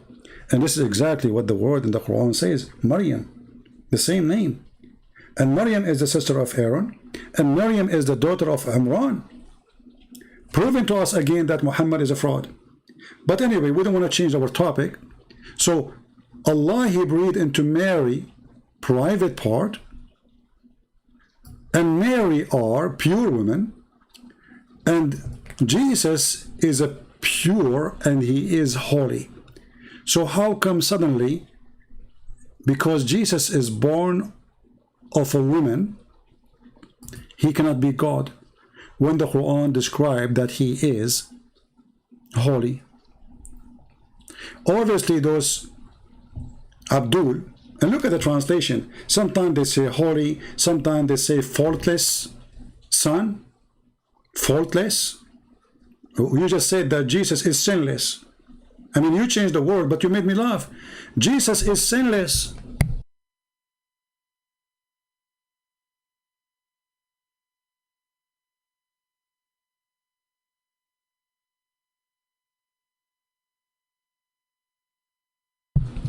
Jesus is sinless. And the Muslim who says Christian prince is coward, he will never show his face. My friend, the coward is your Allah, and let me show you that Allah, he said in the Quran, Allah will never show his face, he will never speak except from behind a veil. It is you Muslims who follow a God who never speak unless he is behind the curtain like a female. So if you are talking about a coward, you should ask your Allah, what kind of God who never speak unless he is behind the curtain? Chapter 42, verse number 51. And why you want to see my face? If you are a man, come to me. Let us see how brave you are. Let us see what you can do. What do you want to see my face? Coward, son of Muta. They try to change the topic to talk about my face. They are obsessed with my face. This is your God. It is not fitting for the man that Allah should speak to him except by inspiration or from behind a veil. Based on what you are saying, your God Allah is a woman and he is a coward. And not only that, if Allah can be hidden behind a veil, Allah cannot be God, because a curtain can hide Allah. It's just a curtain we got from Home Depot. We put the curtain, Allah, he stay behind, we cannot see him. So it is not fitting for a man to speak to Allah except by inspiration or behind a veil. Do you see it?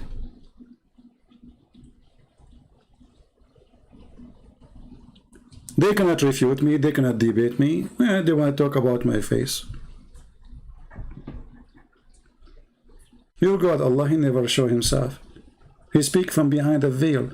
By the way, hijab, you Muslim, you say hijab is the cover for the women. But the Quran says Allah speak from behind hijab. Is he a female?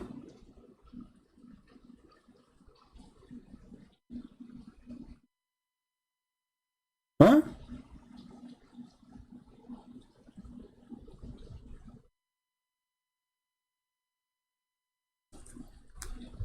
Shima Ali, she is saying Mark 12:29 is the most important one. Jesus answered, is this, hear, O Israel, your Lord God is one. Well, Jesus is quoting the Old Testament, and yes, we Christians believe that God is one. Do you? You Muslims don't have one God, and we are proving it every second. We just showed you that Allah, if you want to take a sex partner, he will take it from ourselves. That's what he said. So if Allah is one, he is going to have sex with who from ourselves? It is us who believe in one God, not you. You are not monotheist. You are a liar. You are people who associate stones with God. And actually, in this video, we will, if we can watch all of it, you will see they ask the guy, let us go there, about the Quran will come as a man. And here we ask ourselves, is Allah is one God? We heard this guy already in the video saying that the Quran is not created. So how Allah is one God, but there's two uncreated holy individuals? For sure they will change the topic. They will talk about the Trinity now. I challenge any Muslim to answer how this guy, he said the Quran is uncreated and Allah is uncreated. So we have two uncreated individuals. The Quran is not Allah and Allah is not the Quran. The Quran is not created, Allah is not created. The Quran is not created by Allah, neither created by anyone. So how you say we are people who believe in one God and now we have any created two holy individuals? Any Muslim? Listen carefully for this conversation. Son of God, by virtue of becoming human and crying out to the Father, that there's a problem with that, a logical problem, and that's not something that Islam has to do with. Now, number one, I don't think that's a logical problem, but number two, I also don't think that's true Islamically. So I'd like you to tell me where I may have that wrong. I don't think I do, but I grant that you're the Imam, right? So, my understanding, which I have from other Muslims, which is part and parcel of why I hold that, and have read in the Islamic sources, that the Quran itself does intercede for Muslims, or will, on the Day of Judgment, right? The Quran will appear as a pale man and will say that he was the Muslim's companion in life and will intercede for him. Is that not correct? Can you give me a reference for that? That's in the Hadith. Which Hadith? Seriously, you don't... Take a note. He just said, when he said to him the Quran will appear as a pale man, he said, can you give me a reference? And he shake his head as if he is wondering, as if he heard it for the first time. I mean, how you are saying, give me a reference, and now later you will say to them, you will say to him, well, you know, this is weak hadith.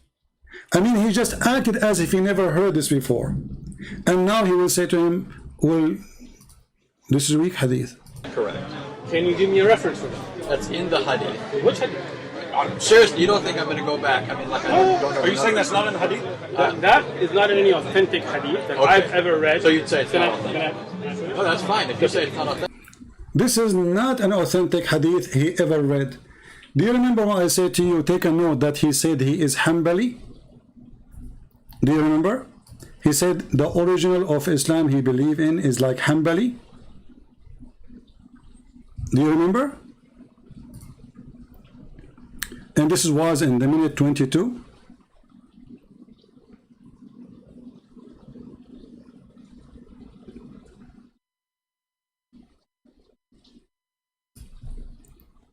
And this is something that was brought on by the Asharis and the Maturidi and Ahlul Kalam. You know who those are? You know what Asharis are? Yes. Who started the Asharis?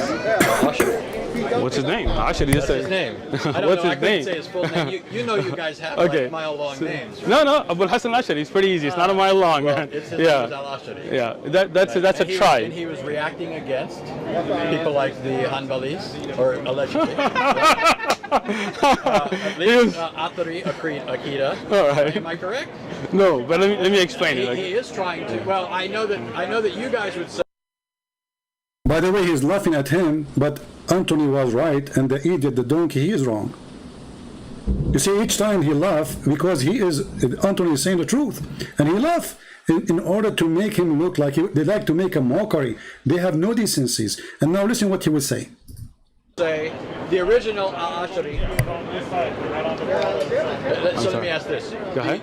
I think maybe you would hold the position that Al-Ashari originally held more of a Hanbali-like approach, and then people later said something else. Now let me explain this. Hanbali, if you're talking about the madhab in fiqh, Yeah.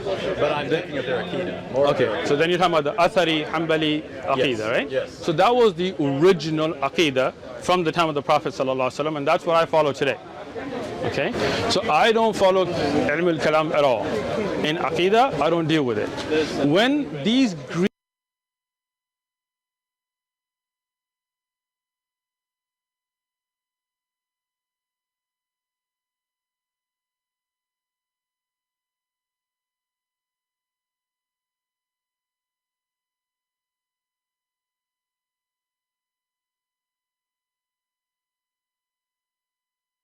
authentic. Hold on, take it easy. So, to say the Quran will appear as a pale man, and what did you say it would be with The Quran will intercede for Muslims and will say that it as a was, pale man? well, that's in a Tirmidhi hadith, for example. Let's look. I can look for it. Let's look for it. So, no, hold on. Because see, I like to discuss on evidences. So, can I find a hadith in a Tirmidhi that says the Quran will be a pale man? Remember here, he is challenging them to show him the hadith. Can I find this hadith? Let's just find that, and then I will explain from there. Okay, so, but that kind of misses the point that I'm making. You're focused on the pale man part, but I think you and I both know that it's classically Islamic to say the Quran will intercede. So let me explain the shifa of the Quran. Yeah, explain that. Excellent. The Quran is Kalamullah. You said, told us that well. How the Quran is the kalam of Allah and is not created by Allah? How you make it belong to Allah if it's not Allah who made it? I mean, do you see the stupidity? If I say the Quran is the word of Allah, and then I say that it's not created by Allah, so how it is the word of Allah? Stupidity is amazing. Okay, now we go back to zero. So the Quran will come as a man. The guy, he denied the hadith. He says, can you show me the reference? Claiming that he never heard of it. He want to see the reference. He want to see the evidence. Suddenly he want to talk about evidence. All the time he was just making a speech. Let me explain to you what it means that the Quran will intercede. Okay. Take it easy. Okay. The Quran that is read by us, when we read the Quran, that Kalamullah will be an evidence for us. Do you understand what I mean? That the fact that we stayed up at night and read the Quran will make shifa. It will be an intercession. It will not be asking Allah for help or asking Allah separately than anything. It is only the fact that that good deed will be an intercession for you. Like if you had read the actual hadith, it talks about the Quran and another hadith about the siyam, the fasting. Right? We don't say fasting by itself is an entity, but it's the deed that is that intercedes for you. So does the hadith say that the deed of reciting the Quran will intercede for you, or does the hadith say the Quran will intercede? Again, so this is the thing. When you say Al-Quran was Siyam, these two will be shifa. They will be an intercession. Right? So what does that mean? That it is that deed of reading the Quran. You understand what that means now? I understand what you're claiming. That's just not what the So let's hadith see says. I searched for it. The first one that popped up, I know it's in Tirmidhi, but the first one that popped up was in Ibn Majah. So in Tirmidhi, there is no such hadith that says the Quran. There is. That's just the first one that popped up when I did. Can we look at the Tirmidhi one first? Okay, I'll send it. I just But want to notice, the Ibn Majah version says the Quran will. Guys, notice, he said there's no such a hadith in a Tirmidhi. Remember that this guy, he claimed to be a sheikh. Either he is a fake sheikh and he never heard about it before, or he is a fraud and a liar, because he just said, in a Tirmidhi, there's no such a thing. Listen carefully, I'm not the one saying that. There is no such a thing. So, one of two options. Either this guy is an ignorant, he do not know, and you have to accept to say, well, I was ignorant and I just learned this from Anthony Roger, who is a Christian, not a Muslim, and he's not a sheikh. A Christian is teaching a Muslim sheikh in his boost that in the Tirmidhi, there's a hadith says Quran will come as a man interceding. He says, where? There's no such a thing. So either he accepts that he is ignorant, certified idiot, claiming that if he grow a beard, he have knowledge, or he is a certified liar. Choose one. Listen carefully. I know it's in Tirmidhi, but the first one that popped up was in Ibn Majah. So in Tirmidhi, there is no such hadith that says the Quran. There is. That's just the first one that popped up when I did. Can we look at the Tirmidhi one first? Okay, I'll send it. I just But want notice, the Ibn Majah version says the Quran will come on the day of resurrection like a pale man, and will say, I am the one that kept you awake at night and made you thirsty during the day. Excellent. So let's now go to. Hold on, take it easy. You're trying to see this. No, take it easy. This is why. You're not seriously going to go to Google Translate, are you? Nope. Okay. I know you know You're Arabic. funny. I know you know Arabic. You don't but have Arabic keyboard? No. I was just going to show you the takhrij. You know what takhrij is? Okay. The checking of the narration. Okay. This narration of Ibn Majah is a very weak narration. They didn't grade it this week. Can you show me their grading? Yeah, it's in Hasan. It's in You Arabic now. You just ruined his phone. You can't see anything in English he'll now. see. Where does it say Hasan? No, this is.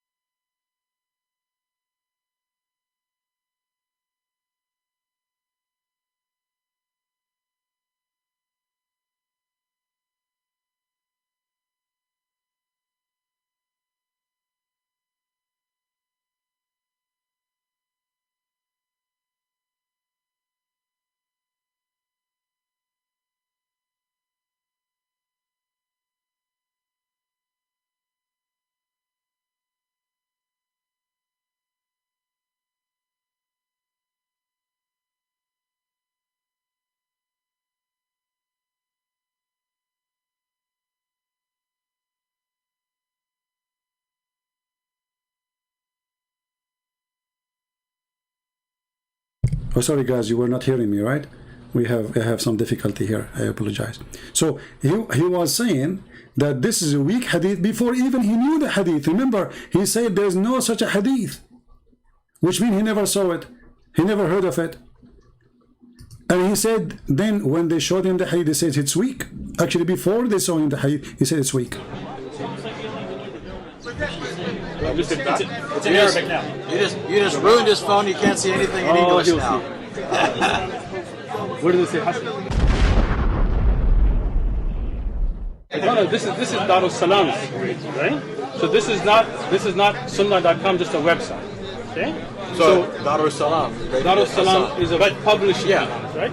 That's not the Yeah, grading. but they gave the rating according to hadith scholars, right? They're not just making it up. No. So we need to. I know this hadith, and that's why I was telling you, right? And I can show you the weakness in it if you like. Darussalam is a publishing house, not a scholar itself, right? Their grading by itself is not a hujjah. It's not. Okay, let us go and get this guy busted. Remember, he said that he believed that the Hanbali are the right one. Didn't he say that? Hanbali?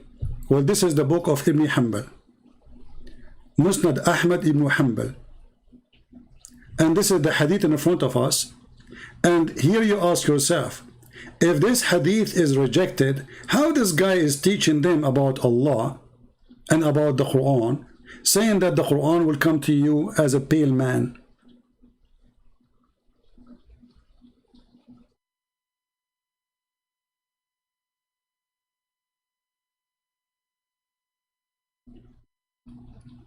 When those people, they say such a thing, read carefully.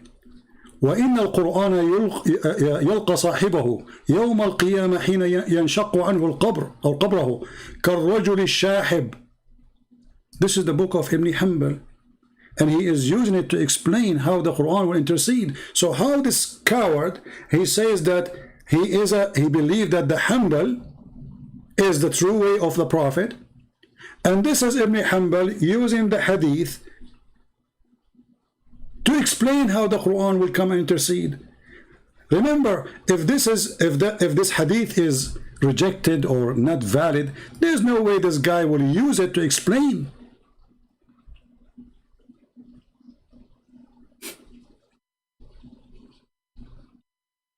I mean, have you ever heard of a liar like this? So now if we click it, translate. Let us see if we can do Google translation. Let me copy the link first, and I will post it for you. And every Muslim can go there, and you will see that this is Musnad Ibn Hanbal, the one who he said, hadith number 22, hadith number, as you see on the screen, 22435. This is his master, who he belonged to his sect, as he claimed that Ibn Hanbal is the true way of Islam, saying that the Quran will come as a pale man and he will intercede for the person.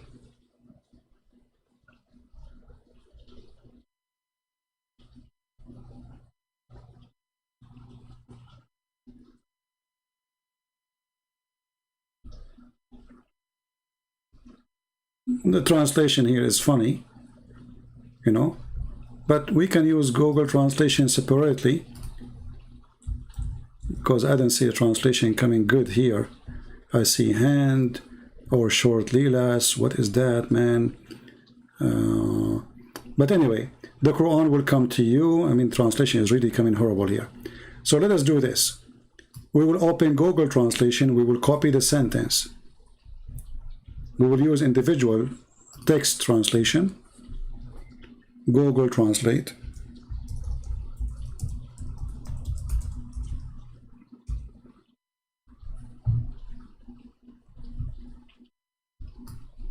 We will copy and post and paste in Google in front of your eyes.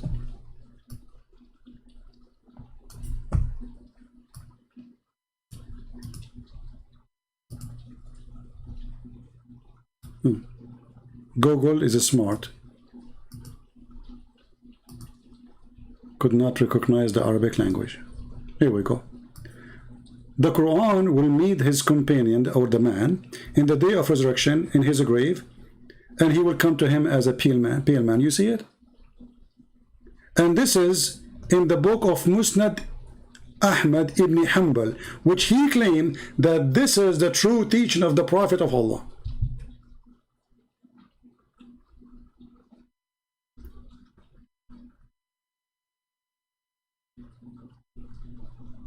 I mean, how we can explain the lies of those liars?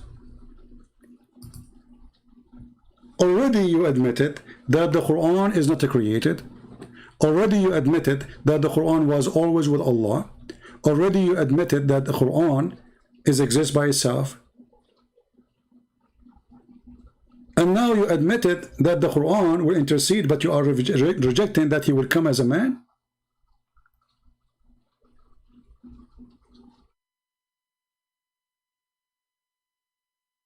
And when they show you the hadith, you say to us, it is da'if. Where is the reference?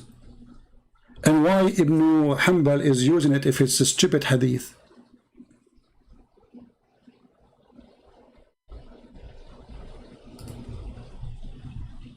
Now, are we done? No. Let us get him more busted, and let me give you the link for the first one. This is the link for the first hadith to be posted for you. Oh, I did not post the link, sorry. This is the text. What a potato, man. What a coward.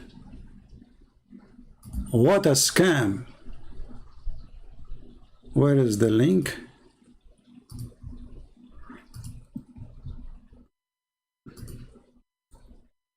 All right, here we go.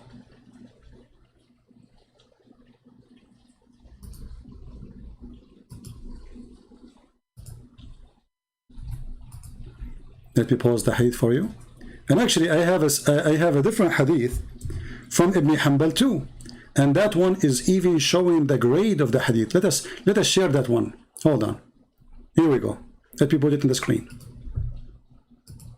Let us get him more busted. This is Musnad Ibn Ahmad ibn Hanbal, and this is hadith number 22461. قال رسول الله صلى الله عليه وسلم يجيء القرآن يوم القيامة كالرجل الشاحب فيقول لصاحبه أنا الذي أسهرت ليلك وأظمأت هواجرك. The Quran will come in the judgment day as a pale man. Now what is the grade of this hadith? Hey Abdul, you claim that you speak Arabic. It says that a hadith like this is possible to be authentic and Hasan. فَمِثْلُهُ يَحْتَمِلُ حَدِيثَهُ التَّحْسِينَ أَمَّا التَّصْحِيحَ فَهُوَ بَعِيد. And then I can explain to you here what it means فَهُوَ بَعِيد, because the Muslims, they say, oh, it's not authentic. It says that. It says it is hadith, Hasan, and even possible to be authentic. And let us show you how we can prove that, because we are not done. This is the same hadith, and this is the official Islamic page in Facebook. السنة النبوية وصحيح الحديث. The authentic hadith. And here they are posting for you the Quran in both in English and in Arabic. And then they say here, the Rawi, the reporter of the hadith, is Abu Hurairah. And this can be found in a silsila sahiha, which means the chain of authentic. Page number or hadith number 2829. And here it says the grade of this hadith is Hasan or Sahih. So choose one. Let us go down and read the translation made by Muslims in English. The Quran comes in the day of resurrection like a pale man, says to his owner, do you know me? I was the one who stayed up at the night and the light of your wages, even if he was a dealer behind his trade. I mean, you can read the rest of the hadith.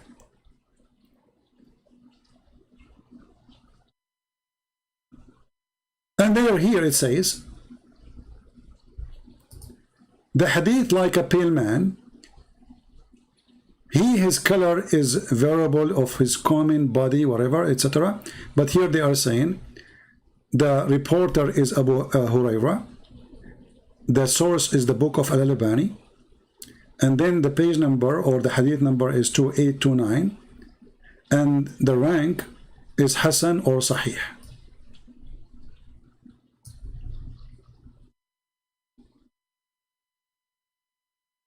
Is what? Is Hasan or Sahih.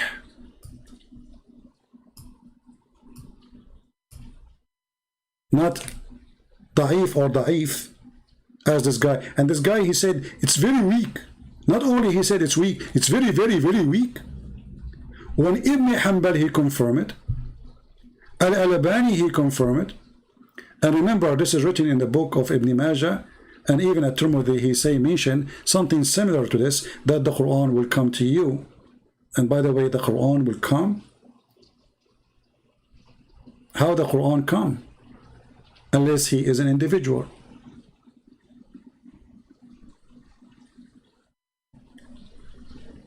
The Quran will come to you.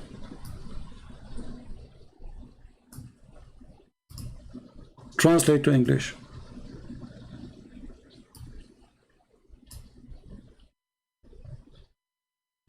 The Messenger of Allah said that in the day of resurrection, the Quran comes the same as a pale man. The rest of translation is funny.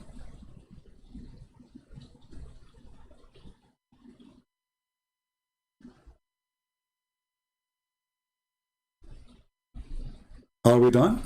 No, we have even bigger surprise. This is the book of As-Silsila Sahiha by Al-Imam Al-Albani. This is the book name. This is the author name, very well-known funny scholar. Volume number 7. It says here, hadith number 2829, the Quran come as a pale man. What is the hadith? Sahihah. Sahih. Let me post the link for all of you so you can save it and get this guy busted. And let us use Google translation again. Remember, he said this is a very weak hadith. The Islamic scholar, they say this is very sahih hadith. Which one of them we should trust? Even the book name is the correct authentic hadith, which means everything there is correct. So it is sahih, hadith number 2829. The Quran will come in the day of resurrection as a pale man. But this potato in the video, he denied it, and he said this is a weak hadith, very weak hadith. Not only it's a weak.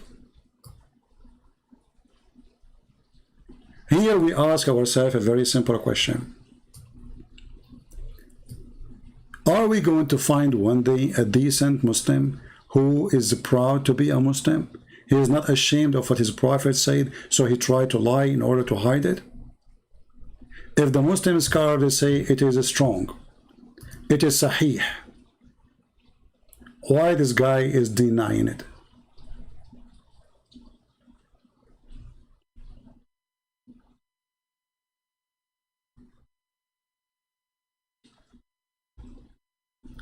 This is a different website, Al-Maktaba Al-Shamila, Islamic Library, the book of the explanation of the book Al-Jami' لأحكام الصيام.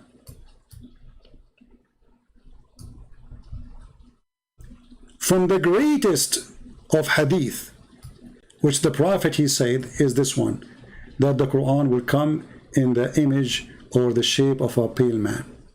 This is not only a great hadith, is one of the greatest. Which Muslim we should believe? Click translate to English.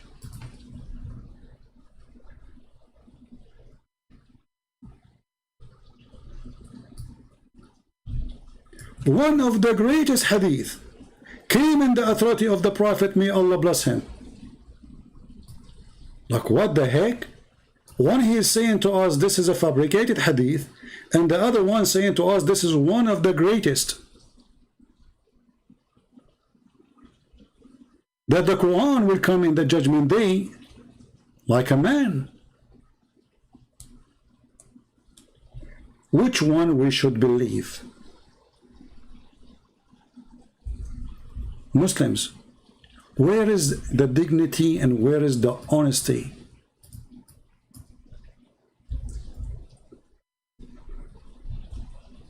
This is your Islamic books saying this is one of the greatest hadith.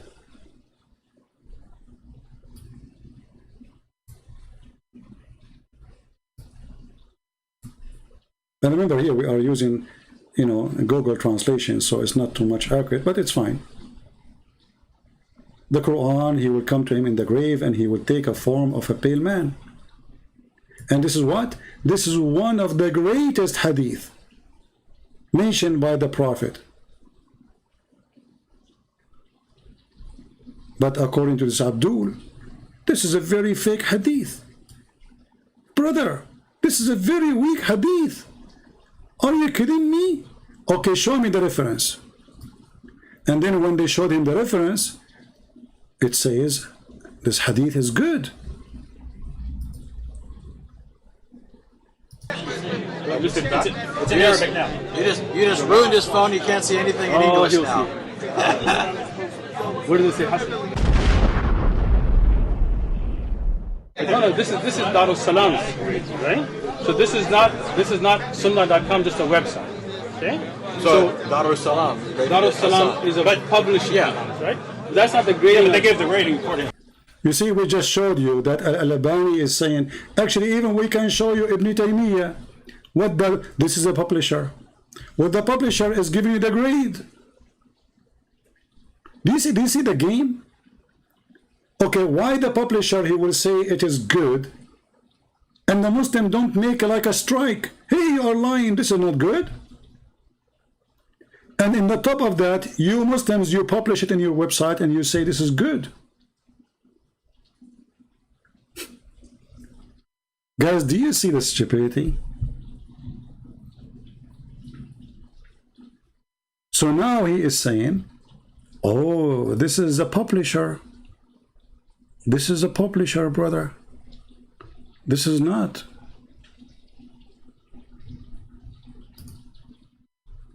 What do you think? Shall we go to Ibn Taymiyyah and then we will see what Ibn Taymiyyah he said? I mean, who is more higher Muslim, this potato or Ibn Taymiyyah? Well, here we go. This is Ibn Taymiyyah book. And this is the page number. And here Ibn Taymiyyah, which is called the Shaykh of Islam. Not this potato. This guy is the highest ever exist. He is refuting that the Quran is created.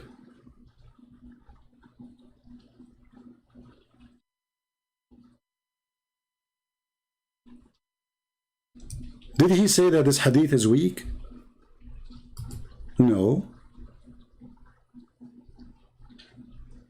Did he reject it? No. Did he accept it? Yes. It is in front of you. He is saying here, when the people who believe that the Quran is created, they were debating Imam Ahmad and others from the people of Sunnah that the Quran is created by using the statement of the Prophet. You see, he did not say using the fake statement of the Prophet. He says by using the statement and the saying of the Prophet. And what is the statement here? This is actually even other hadith, that the chapter of Al-Baqarah and the chapter of Ali Imran, they will come as two clouds or as two birds, and the whole Quran will come as an image of a pale man.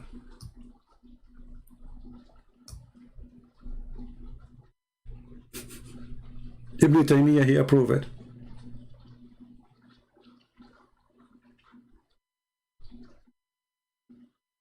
He did not say it is weak.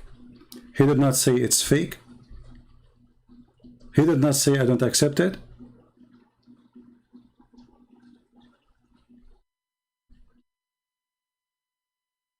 And actually, I wish you guys you speak Arabic, because you will see the madness of this religion. How the Muslims are very much in war with each other about the words of Allah.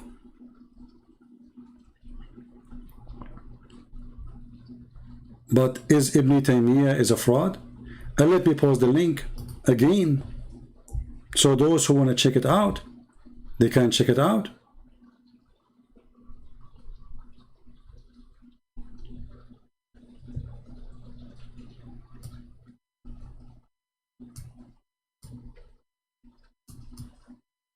It's very shameful that we cannot find one decent Muslims. He tell us his religion as it is.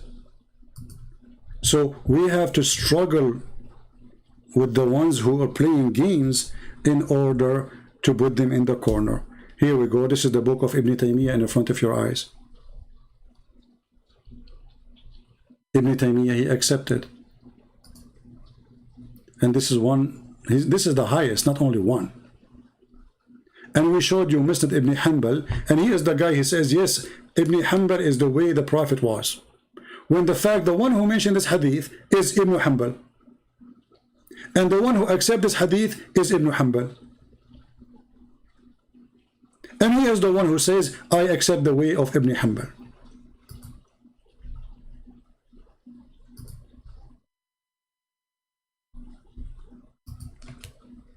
What do you think, Muslims?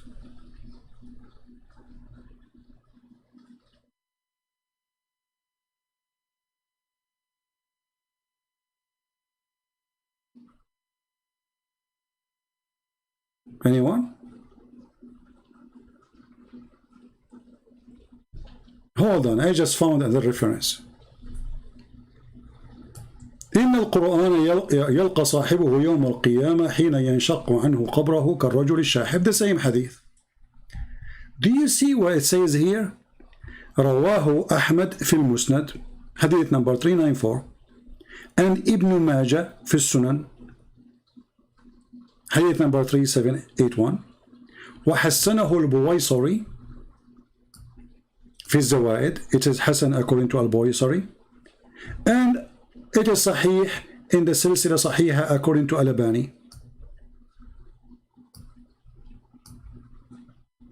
Not one of them says this is false hadith. So all those scholars, starting from Ibn Hanbal, which he agreed that he follow him, they are saying this is approved.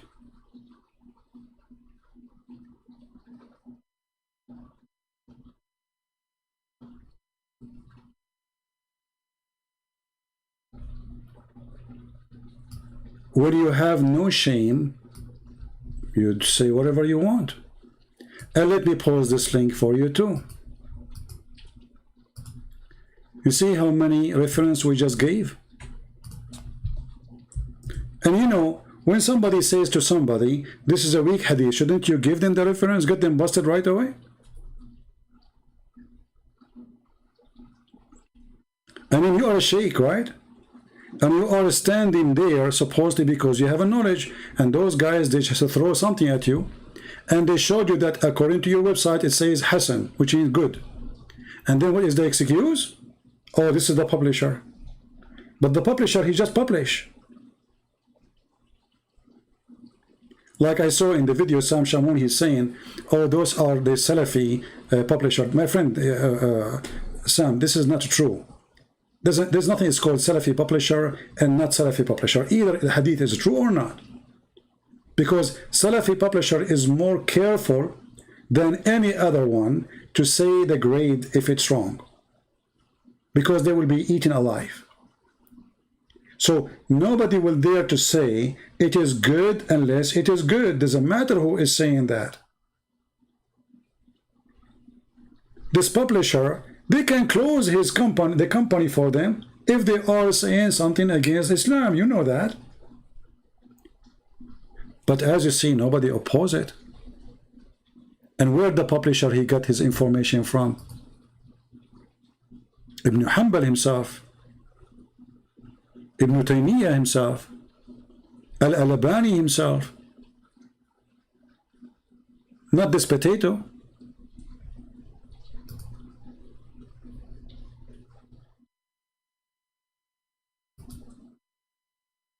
It's very easy to deny it, but can you prove it?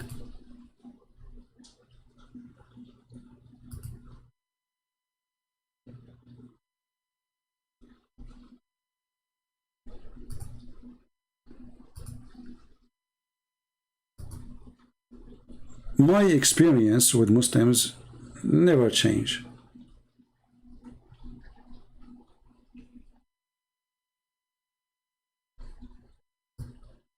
Never change. Fatawi Ibn Taymiyyah. What Ibn Taymiyyah said?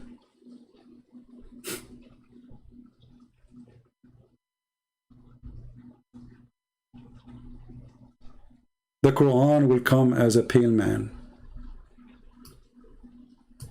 The book of Anwar al-Fajr في فضائل أهل البدر, volume number 2. This hadith is mentioned in the following: أخرجه البخاري ومسلم والترمذي, according to the title here.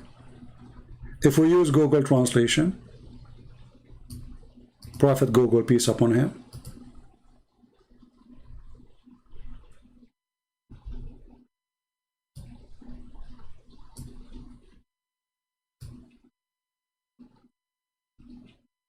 this is Ibn Taymiyyah, the Shaykh of Islam, not this potato. This is the other book. So always you need to remember that when they deny it, it's mean there is something bad. And you know, like if I am there, like when Anthony is there, shouldn't he say to him, okay, why those people, they are saying it is Hasan? And can you show me the reference yourself? Isn't it him who asked you for reference? You showed him the hadith. Why you don't ask him? Say, okay, show me the reference. It says that this hadith is da'if. Remember, he said not only weak, he says this is very weak. Why you don't show us the reference? Based on which school? Isn't you who follow Ibn Hanbal? So this is why I ask the Christians always to listen to those liars carefully, because later you need their words to use it against them. Let them talk more and let us see more. When at-Tirmidhi, he asked about where in at-Tirmidhi, right? At-Tirmidhi says that the Quran will come as two clouds. What's the difference between coming as a man or a cloud? Nothing. Cloud is physical. The man is a physical. Cloud is a created. Man is a created. Are you getting my point?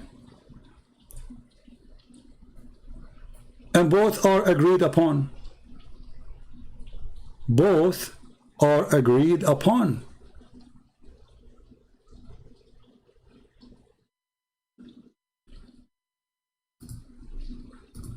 If we go here, and this is the scholar he agreed with, he said he believed in Ibn Hanbal.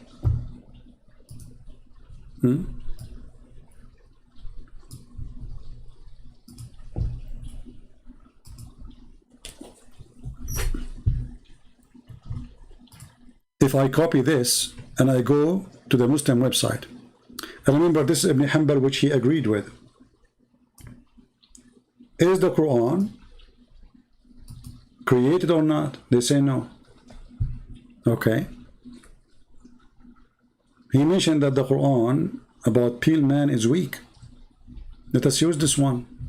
It's the same hadith, by the way. The same number as you see here. It's mentioned there the same, that the Quran will come as a man. But let us see. It says here that the Quran will come as a cloud or even as a bird, full of suf, wool, which is very weird. So now what we will do?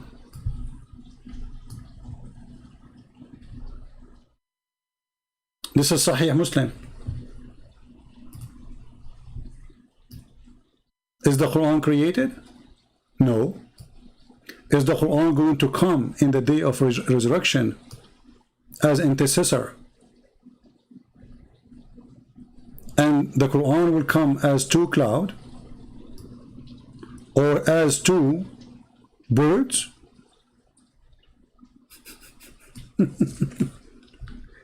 Does it really make a difference if it's a man or it is a bird? And now what he will say? He will say this is weak. This is Sahih Muslim. And let me pause the hadith for you. So what we are arguing about?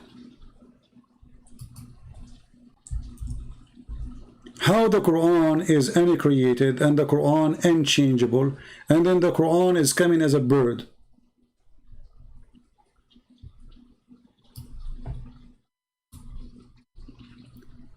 Here they are translating that the word sawaf mean coming in ranks. Who care anyway? Hey Abdul, is this is Sahih Muslim? Is this is Da'if? Quran come as a bird?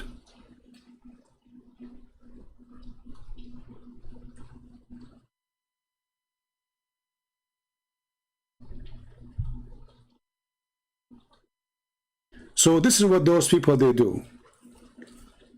They get excited when they see somebody don't speak Arabic.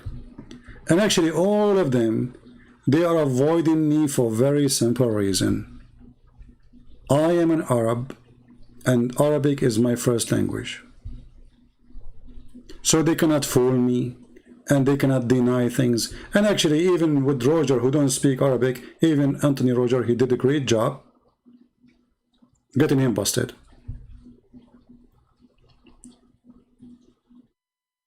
And now we have the Muslim website in front of us. Can you show me where in the Muslim website it says that this hadith is da'if? Nowhere. Look like this guy, he have his own books. And he have he is his own author. And all of this is for what?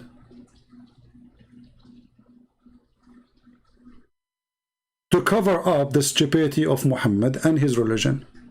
How there's one God, and then there's a book, and there is a Quran, and this Quran is written by Allah in a tablet, and this Quran is exist by itself. Actually, if you think for a second, if the Quran never been created, which means no point of start, just to show you the stupidity of this religion, and I have to use the word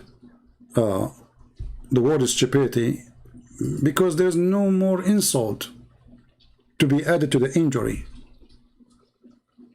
How the Quran is not created, but Allah here created a pen. The first thing Allah created, it was a pen.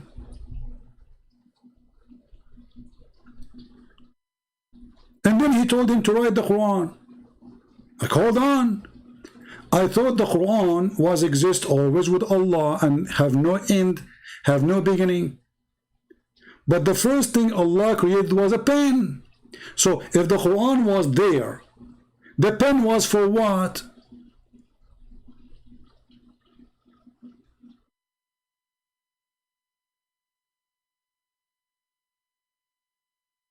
They will say to you, oh, the pen was there to write the destiny. But isn't it the destiny is in the Quran?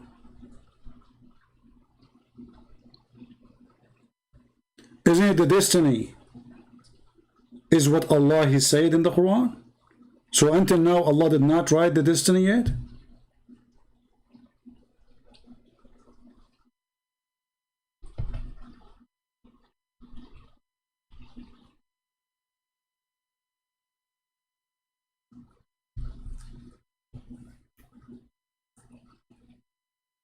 When I read this hadith actually, which is Sahih, where it says that the first thing Allah created, He created the pen and He said to the pen, write.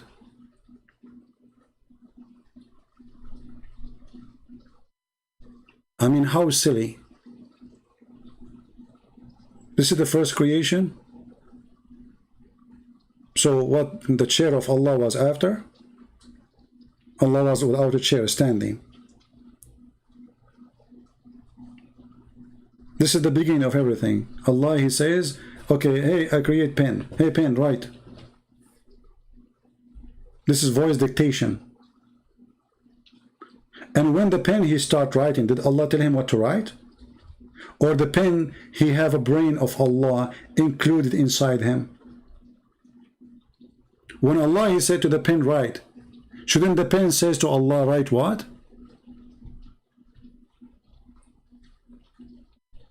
Actually, He did. Read carefully. It says here, the first thing Allah created was the pen. He said to it, write. It asked who the pen, what I should write, O my Lord? He said, write what was decreed about everything till the last hour come. But hold on. How the pen he can write something he do not know?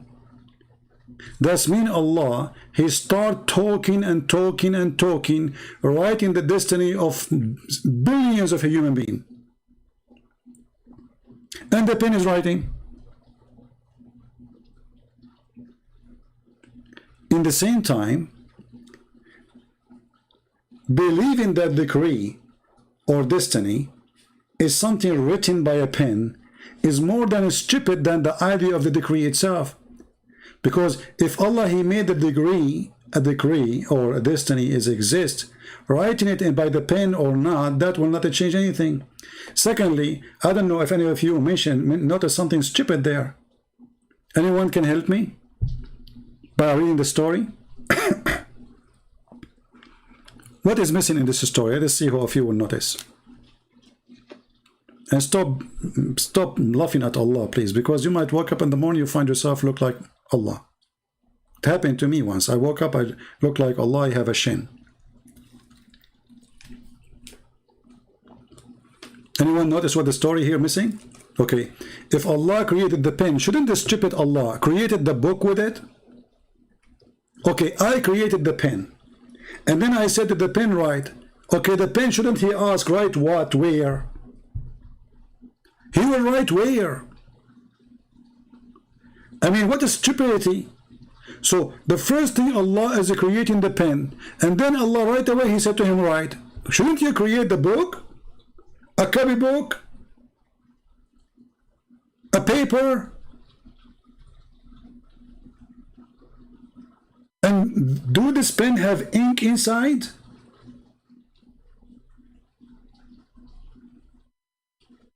But you need to clear the tablet, my friend. You see here, the first thing Allah created is the pen, and right away he told him write. It didn't say he created the pen and then he created the tablet and then he told him to write on the tablet. No, he created the pen and he said to him write right away.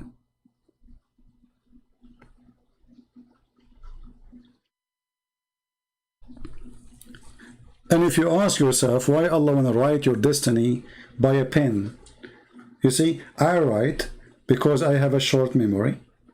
I can forget. If you give me your phone number, after maybe 15 minutes, I will forget. Some people, they forget even by the time you end saying the number, they don't even remember anything. So Allah writing it for what reason?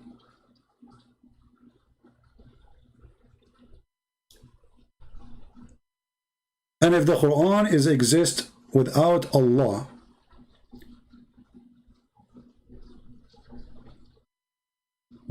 well, this is really crazy. Where is the Quran is coming from?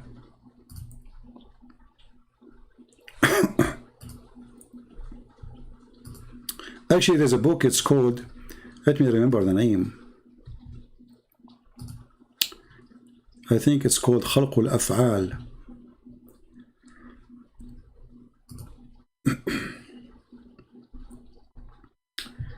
Let me see, hold on. I mean, already we have too many reference, but let us show you more.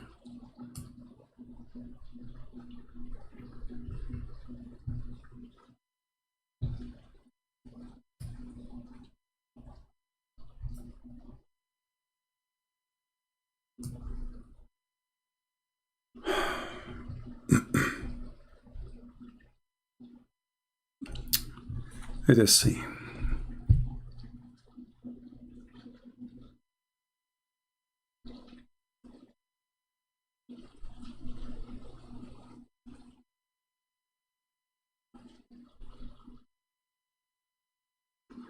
Yeah, the book is called خلق الأفعال أفعال العباد. Actually, we should make a special video or a study about this book.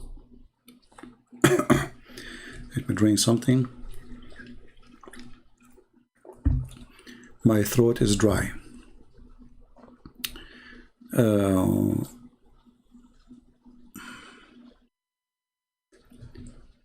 This book is extremely important, actually. Let me search for it and show you in the screen. Give me a second.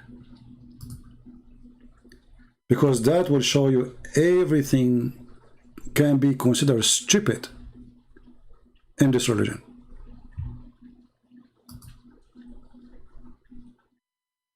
Let us see. This is the book خلق أفعال العباد by Al-Bukhari. And Al-Bukhari, he speak about the same hadith we are talking about now. But the nice thing about this book, which is made by Al-Bukhari, which Muslims cannot run away from, the book is about that Allah, He created all your work, not you. All your act is created by Allah. All what you say. This is what the meaning of خلق أفعال العباد.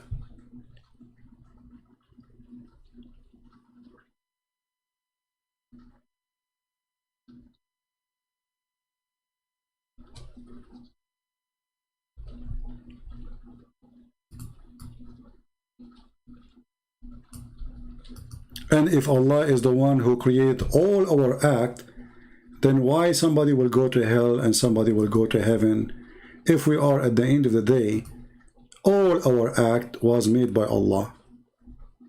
How stupid this is, can be.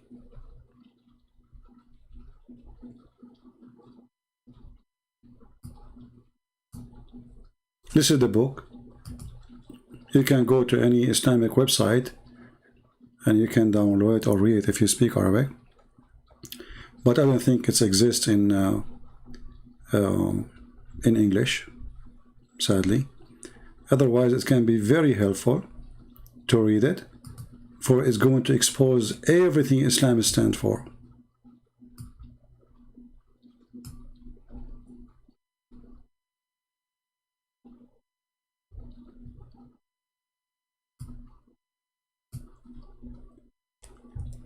And all this book is to prove to you that the word of Allah isn't created.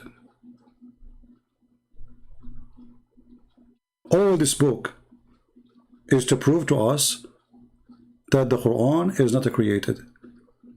And Al-Bukhari, he mentioned that story in his book too, as a Sahih Hadith.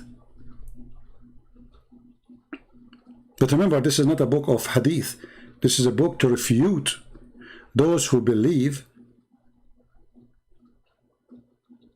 that the Quran is created or the word of Allah is created. This is the purpose of this book. But I'm very thankful that the Muslims, they come to a conclusion that the word of God is not created,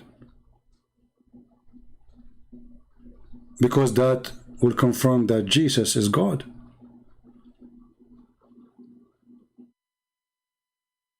The Bible says that the Word became a flesh. The Word became a flesh. Not the Word created. It is the Word who become a flesh, which means, the Bible explains in different places, for God, He humbled Himself, He come in a shape or an image of a man.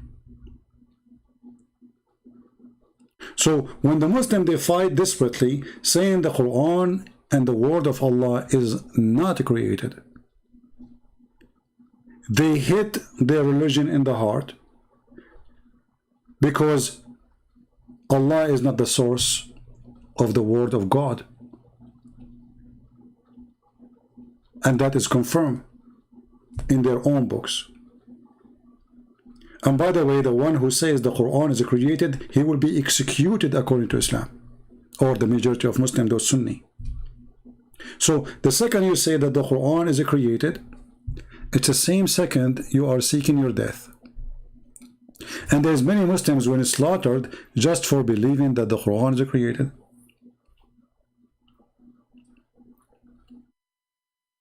In Christianity, this is not a problem. Why? Because in Christianity we believe that God and His word is one. In Islam, this is a problem because God and His word is not one. And actually, saying the word of Allah is not accurate no more, because this word is not created by Allah. So how we can say it is the word of Allah?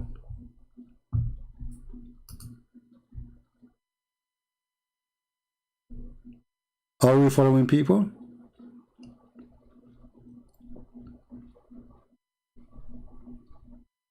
How this can be the word of Allah if those words are not even coming from Allah? Okay, when the Muslims, they say the Quran is not created,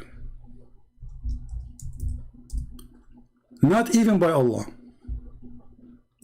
Okay, where the Quran is coming from? Any Muslim will volunteer? I'm going with you. The Quran is not created.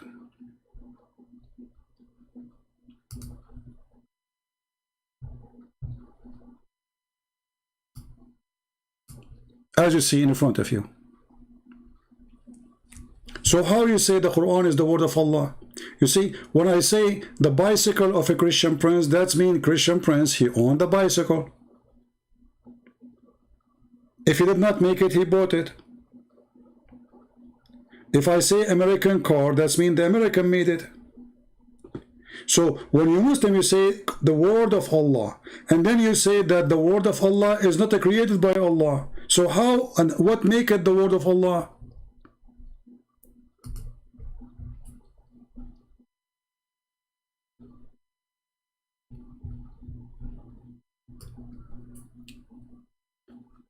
Islam is exist as long as you don't ask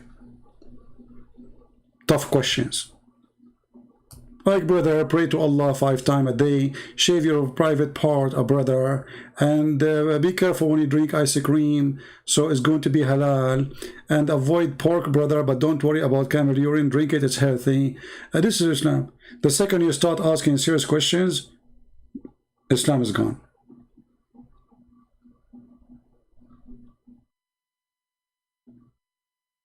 And this is all happening because of the foolishness of the man. His name is Muhammad.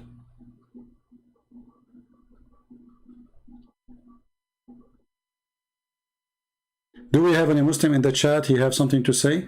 Quran is the word of Allah, and it's not created of Allah by Allah. So how it is the word of Allah? I mean, who is the crazy here? What's wrong with those people? Quran is the word of Allah, yet it's not created by Allah. How that can work? So why you are saying it is the word of Allah? Hey, Yasin, how are you, Yasin? Yasin, he want to insult me. He called me princess. My friend, you are mistaken. I'm not the princess. It's your prophet. He is the one who put eyeliner. He is the one who pee like a woman. It's not me. He is the one who received Quran only in the clothes of Aisha.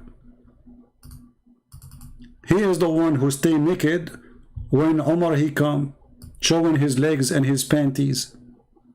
And when Abu Bakr come, showing his panty. And when Uthman he came, because he's a rich man, he covered himself. Aisha, she said to him, well, how come when my father come, you did not cover yourself? When Umar come, you did not cover yourself. But when Uthman come, you cover yourself. He says, don't you want me to be shy from the one which the angels are shy from him? Muhammad is not shy. He's a naughty guy. Naughty, naughty. Are you calling me princess? Do you like to call me to explain to me why your prophet he be like a woman? And why he put eyeliner? And why men they used to kiss him down his belly? And why he show his legs when he's laying down?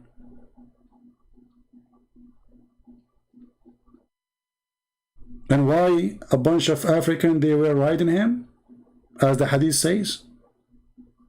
Call me if you want. I will open just Paltalk just for you. Let us see who is the princess here.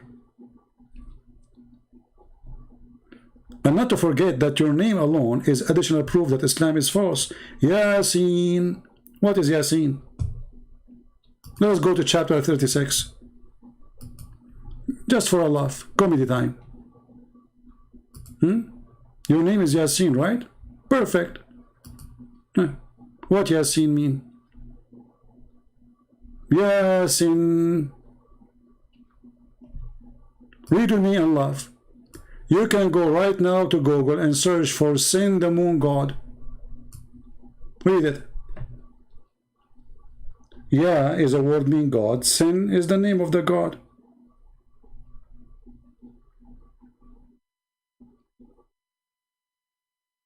Hey, Mr. Sin, how are you? And now if I ask you what does this mean, you say Allah knows best, brother. Allah knows best, brother. What about your prophet? Do he knew? Oh, the prophet don't know too. Allah only know.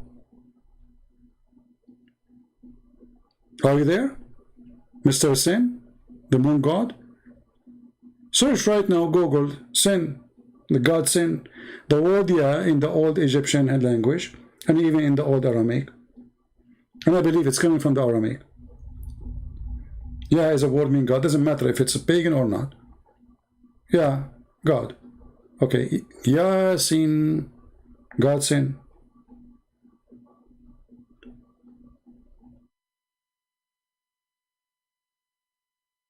Are you there, or you took a hike? You thought you can insult me and get away with it?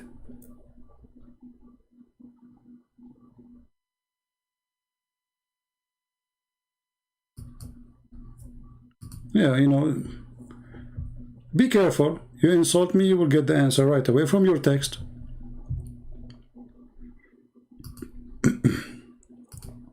And what make it more funny, like, you know, you think if you ask the scholars of Islam, you will get an answer. You know what I mean? Like, okay, there's a scholars. And when the Muslims, they say we have a scholars. Okay, let us go and ask the scholars. And then after you ask the scholars who have knowledge, you will come to this conclusion. Scholar Al-Jalalain, the book of Al-Jalalain. Yasin, Allah knows best what he means by those letters. Yeah, because this is taken from the Aramaic language. Sin is a very popular moon god. Have, you know, the moon god have many names, depending on the location. Allah or La in a place, Sin is a different place, but it's the same God. And why in the world somebody, his name is Allah, he will write something nobody knows what it means save him? Why the Prophet did not ask Allah, what do you mean, Mr. Sin?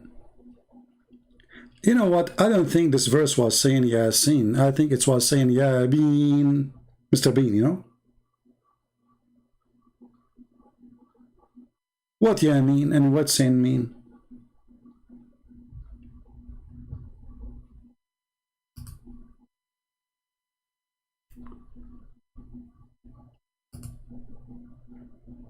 Always the Quran is an amazing book, my friend. Like, look at this one as an example if you want to learn science. Chapter 50, verse number 1. Amazingly beautiful.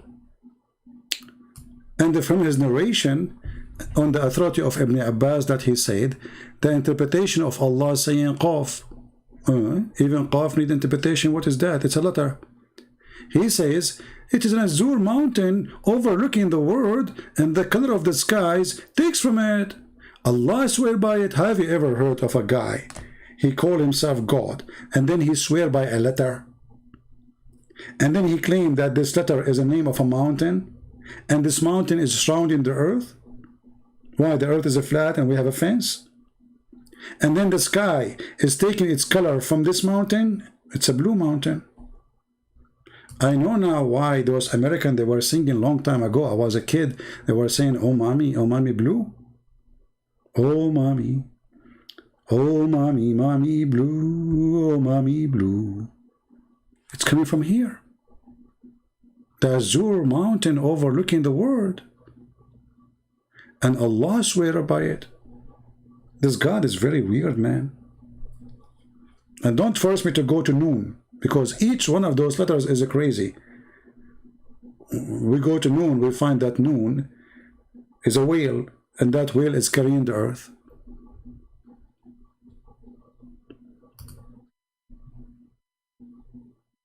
You know, when you talk to them, those people who you see them in the speaker corners or etc., they try to make you believe that they know what they believe and they know what they are talking about. And then when you show them what the scholars they say, they will reject those scholars. They will say the scholars, those are human. Well, your prophet is a human, isn't he? And even when you show them what their prophet said, they reject it. They accept when they want, and they reject when they want.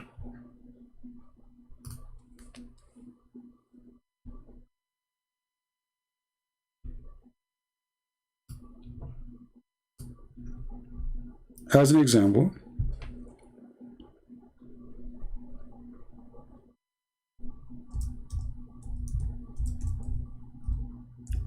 Dr. Muhammad, he have a lot of subjects about science.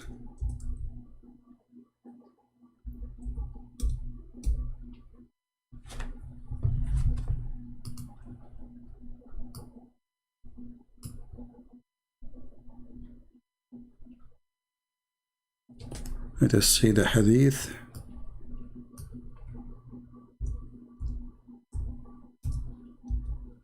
No, hold on.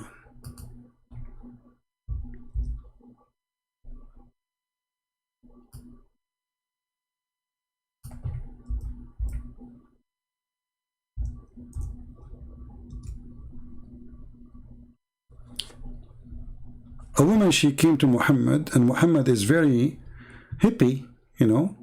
People, they come to his door, he says, hey, Prophet of Allah, yesterday I have a very hot boom boom dream. Prophet, I cannot tell you what happened there. It was so hot. Alhamdulillah, it was very good. And I saw water coming from my Prophet. And now the question, Prophet, should I wash it? Look at this question. Salim said, the Prophet wife, she said that a woman, her name is Salim. This is one of the women who offered herself to the Prophet to her. Oh Allah, Apostle, Allah does not refrain from saying the truth, for sure, no. Is it obligatory for a woman to take a bath after she say, knock what? Nocturnal? This is a lot of knocking there. Discharge? He said, yes. If she notice there is a water, i.e. discharge. Salama, she said, like, what? The wife of Muhammad. Women, they have orgasm? She got discharge? And this is telling you how bad Muhammad in the bed. He never made his wife have discharge. It's the proof in front of you. The wife of Muhammad saying, what are you talking about? Women, they have orgasm? Like, what? Muhammad, he said, yes. Then why does this child resemble the mother? Genius. The child resembled the mother because of an orgasm. Do you see it?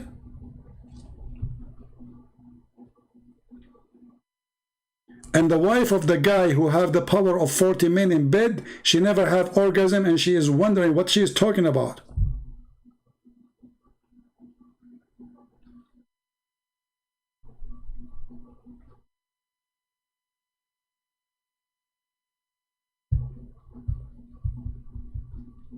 Do we have any Abdul? You want to say something before we leave for today? Because this is too much knocking here. Nocturnal.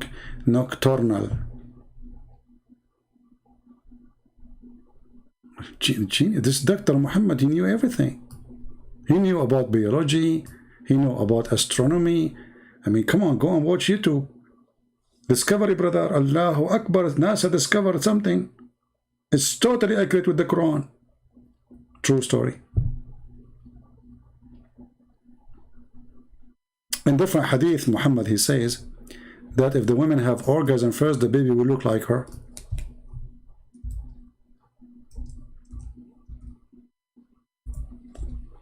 If the man have orgasm first, he will look like him. And this is sahih. Just wait. 2 weeks from now, they will say this is hadith, is the weak, it's very weak. It says here, Darussalam, Darussalam. Do you see Darussalam? Yeah, it's weak, brother. So, if you are a person who look like me, not good looking, and you don't want your children to look like you, please, we have enough people who look like me in this earth. Don't have orgasm first, okay? So this is what you do. You go and you find a woman, she is pretty. And be sure that you will never, ever have orgasm first. Enough is enough. I don't want to see people look like me in the street no more. I mean, come on. How disgusting. So stop, please, providing ugly people.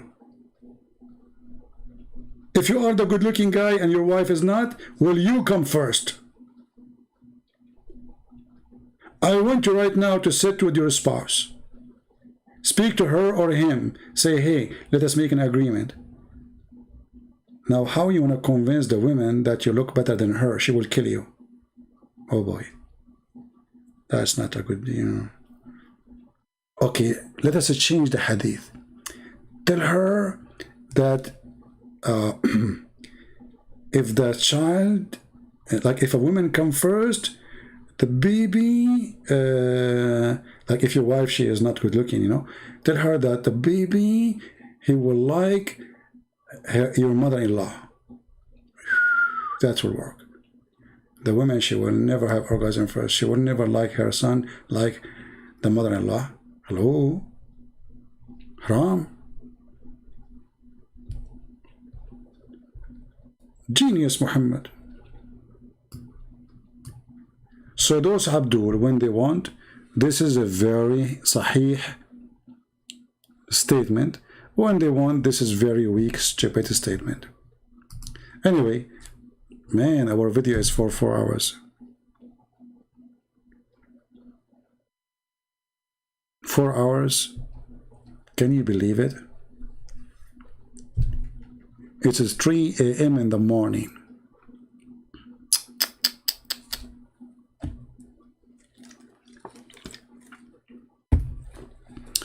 That's it. This is the benefit of being single. Imagine you are married and it's just 3 a.m. in the morning talking to people in the internet. Oh boy. I mean, you can imagine, not only you will sleep without dinner, you will never have a baby. Your wife, she will lock the door from outside. She says, stay there, okay, with your computer. Don't come here. All right. Do we have any Muslim want to say anything? What do you mean don't stop? I'm here for 4 hours. I said to myself, let me make a video for 20 minutes. Honestly, I said this video will take not even 20 minutes to laugh at this guy. So if you are a person who want to download this video became so long, I have an advice for you. Cut where it is getting this guy busted and make it one video, maybe like 15-20 minutes. There's no need for the 4 hours, all of it. All right. However, I'm going to leave the whole 4 hours. What do you mean don't stop? My back is hurting. How many hours I'm here today? Do you think, guys, I'm made from steel? And by the way, I'm using the same staff as Solomon. So, like, and the staff now is eating, the termite are eating my staff. So I might fall down any second. Is that what you want to happen to me? Fall down any second? I mean, we are convinced, by the way. I mean, the Muslims, they understand the religion very well, and it's very strong religion. This God, He's all hearing, all knowing. And because He is all hearing, all knowing, He knew that the termite, they ate the stick of Prophet Solomon. And Prophet Solomon, brother, he died standing. How beautiful. It's like a movie, brother. Like when the hero dies standing, that is Solomon. But what makes it more disgusting, that termite was able to conquer Solomon. I mean, what is a great hero? So there's a great king, he dies standing because he was leaning over his staff. And then these filthy little creatures, they call them termite.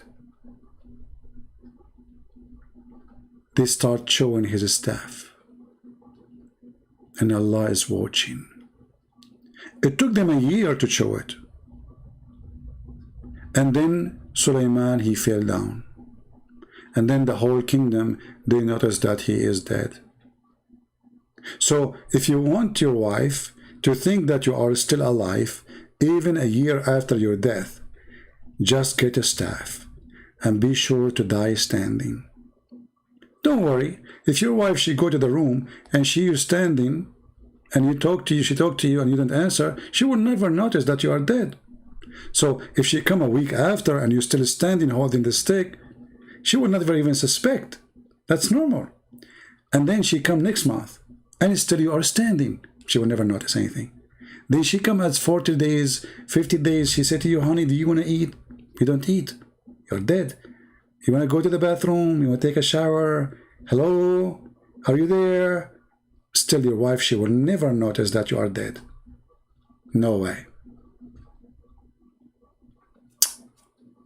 The guy was standing for a year. Like, you know, his body did not decay. His flesh did not fall apart. I mean, nobody noticed. It's amazing.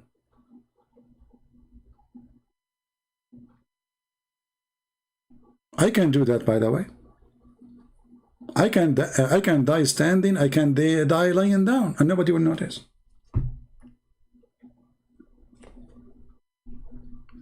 And you know what? I learned my lesson from Prophet Solomon. I'm going to spray around my room and around my chair so termite cannot get closer to me.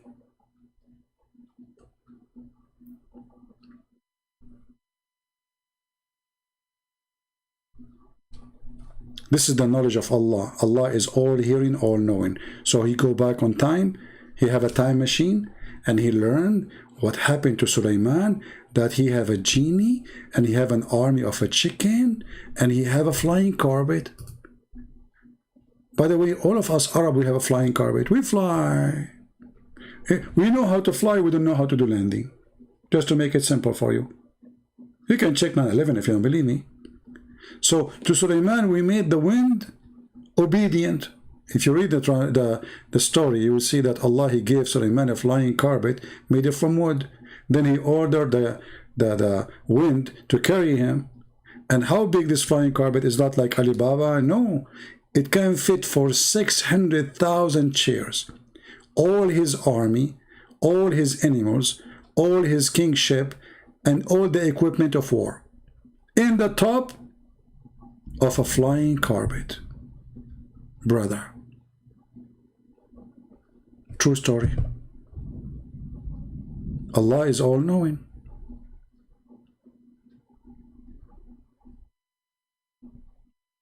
And in the top of that, Allah, he made him control the birds. Look.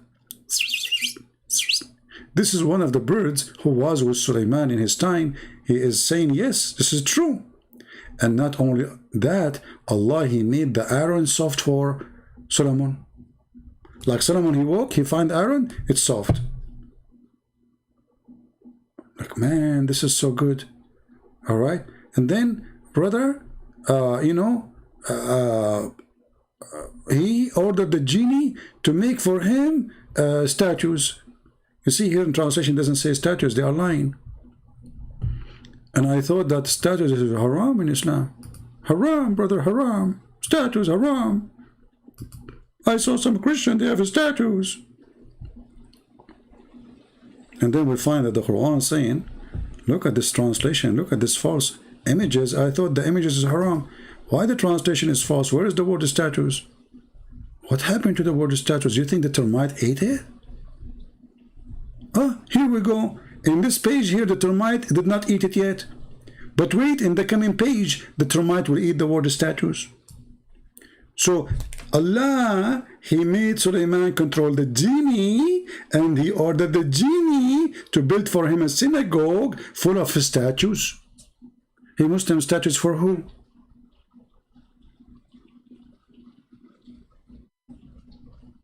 Hello? Statues is haram, brother. Haram. Big and haram, brother. Look, what?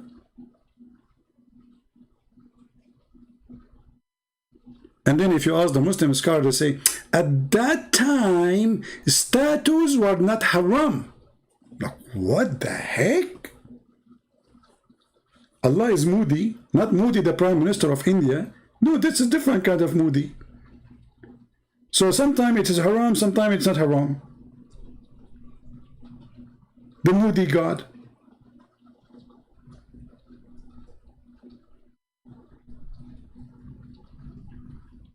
I don't know what to say to you.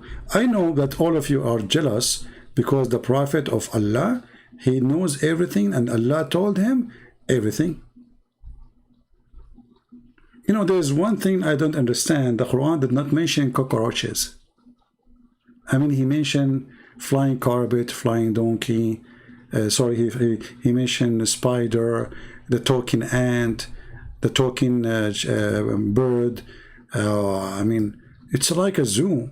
And then, and he mentioned pigs and monkeys, but there is no cockroaches. Weird. Oh, I think Allah, he mentioned cockroaches. Hold on.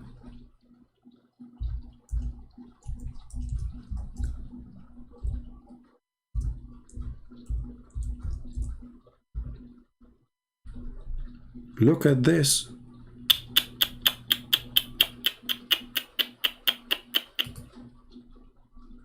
This God, he speaks very good Arabic. Allah has created every animal of water. Of them is kind who goes upon his belly. Hold on, Abdul. The translation is false. Where it says goes upon his belly, it says he walk on his belly. Have you ever heard of somebody using the word walk to describe somebody he creep? I mean, who is the crazy here? He walk or he creep? So why he is using the word yamshi? So instead of saying he creep, he says he walk on his belly. Change the translator. It's a miraculous book. By changing the translation, you have a new Quran. Alhamdulillah. Huh? So Allah created from the water every living thing. So of them, which he walk upon his belly. Look, look, look, look, look. Do you see the word walk? Have you ever heard of a snake walk upon her belly? I never saw one. And some of them walk with 2 feet. Like, what the heck? It's not 2 legs, 2 feet. And of them, there's who walk on 4. Okay. Is that a cockroach? And that's it? This is all the creation of Allah? What about this guy who have like 44 foot, who was late for his date with his girlfriend because he was putting shoes on and socks? So this is the creation of Allah? There's only animal who walk in their belly, and he used the word walk, which is stupid. And there's some they have 2 foot, and there's some they have 4. Like, what? I mean, my friend, this is absolutely true and absolutely accurate and fit with science, and this is scientifically motivated, and you know the thing. You know what? I think this book is written by Joe Biden, because all what I see here is the thing. Do we have any Muslim want to say anything? Anyone?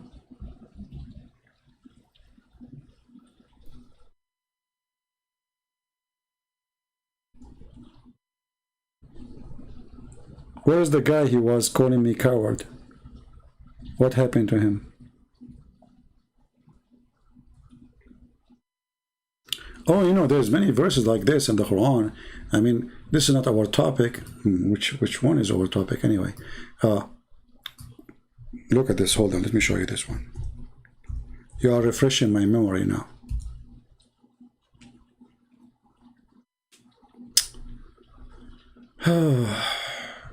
Amazing, brother. Very beautiful book.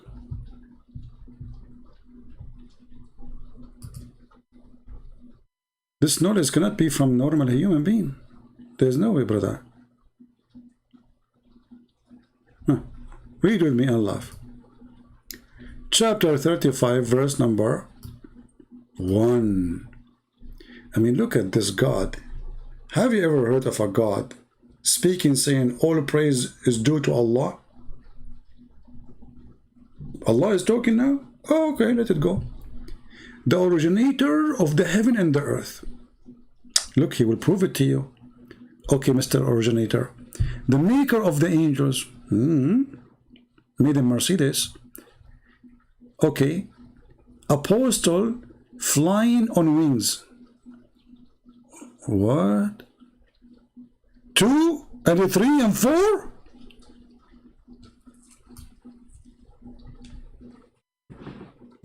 You know what, Muslims? I want you to explain to me how an angel he have 3 wings. I like that.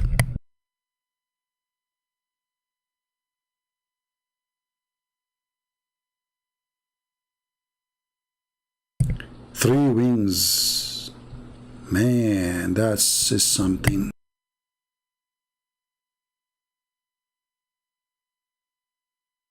I don't know. I don't know if I should draw for you an angel with 3 wings. An angel with 3 wings. So Allah, he created the angels. Some they have 2 wings, some they have 3, some they have 4. But Muhammad, he said he saw Jibreel, he have 600 wings. And there it says, and he increased in his creation what he pleases. Okay, did he increase later? But this is when the Quran received by Muhammad. And the one who delivered this Quran, saying to Muhammad, angels have 2 wings, 3 wings, 4 wings. He himself, he have 600. I mean, who is the stupid here?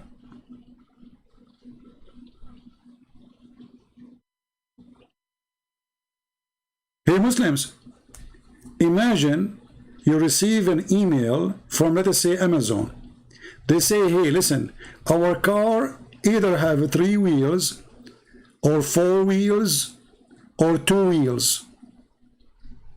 And then the guy who delivered to you that message, he is driving a truck, have 600 wheels. Like, what?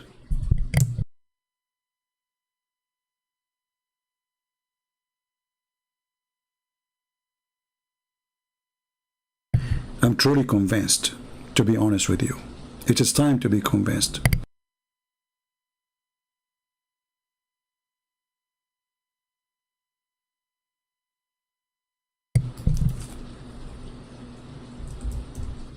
It is time to go, man.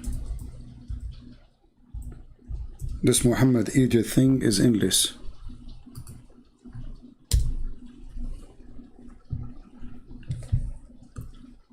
The Prophet, he saw Jibreel and he have 600 wings.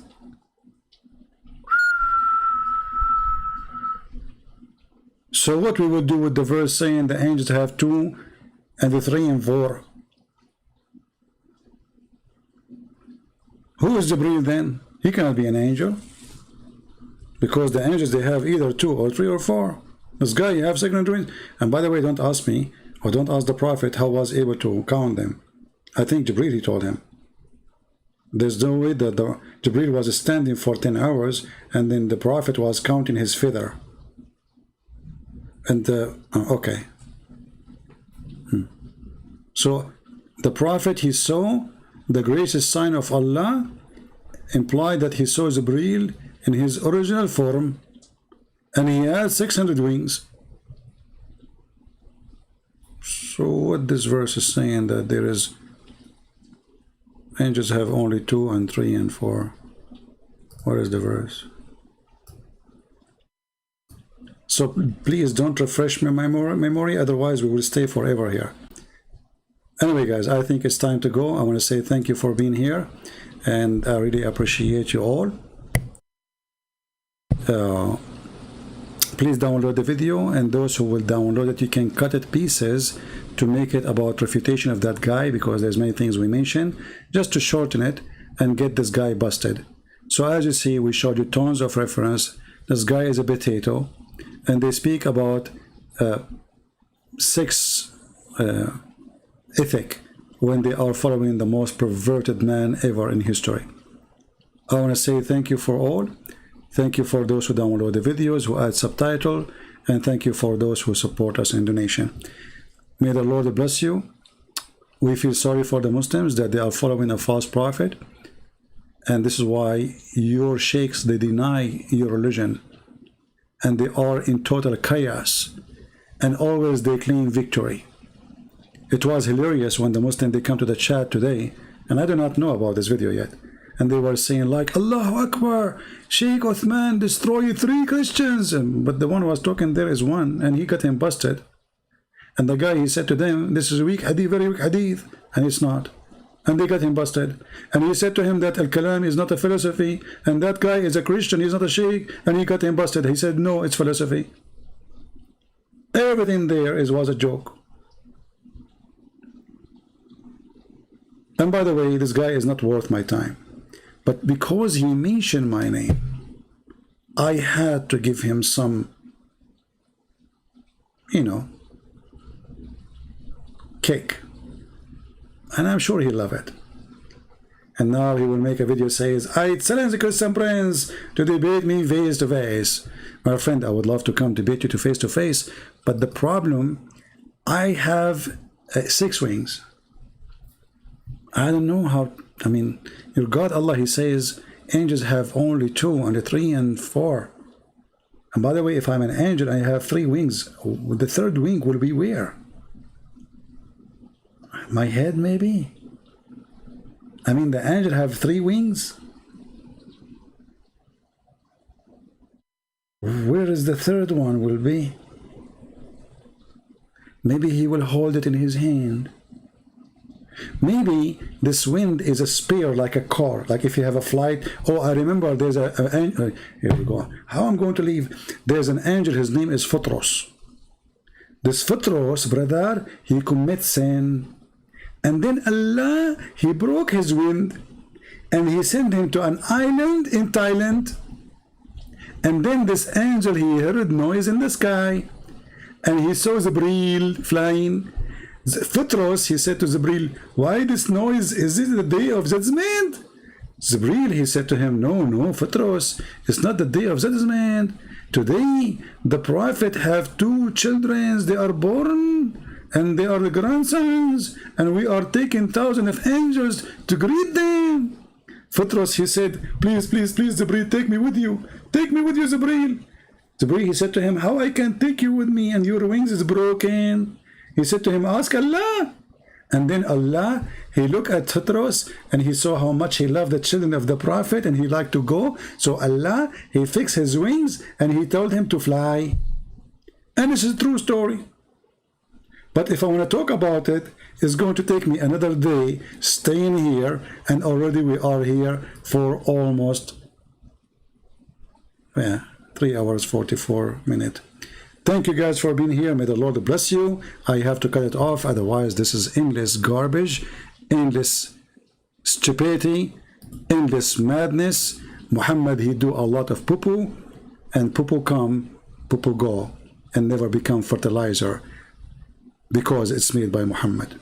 It is useless poo-poo, because animals' poo-poos are useful, but I don't see any use of the poo-poo of Muhammad except fictions, fairy tales, and stupidity. Thank you. God bless you. And don't forget to download the videos as soon they are ready, because you know the Muslims, they don't like to see those videos around. Take care.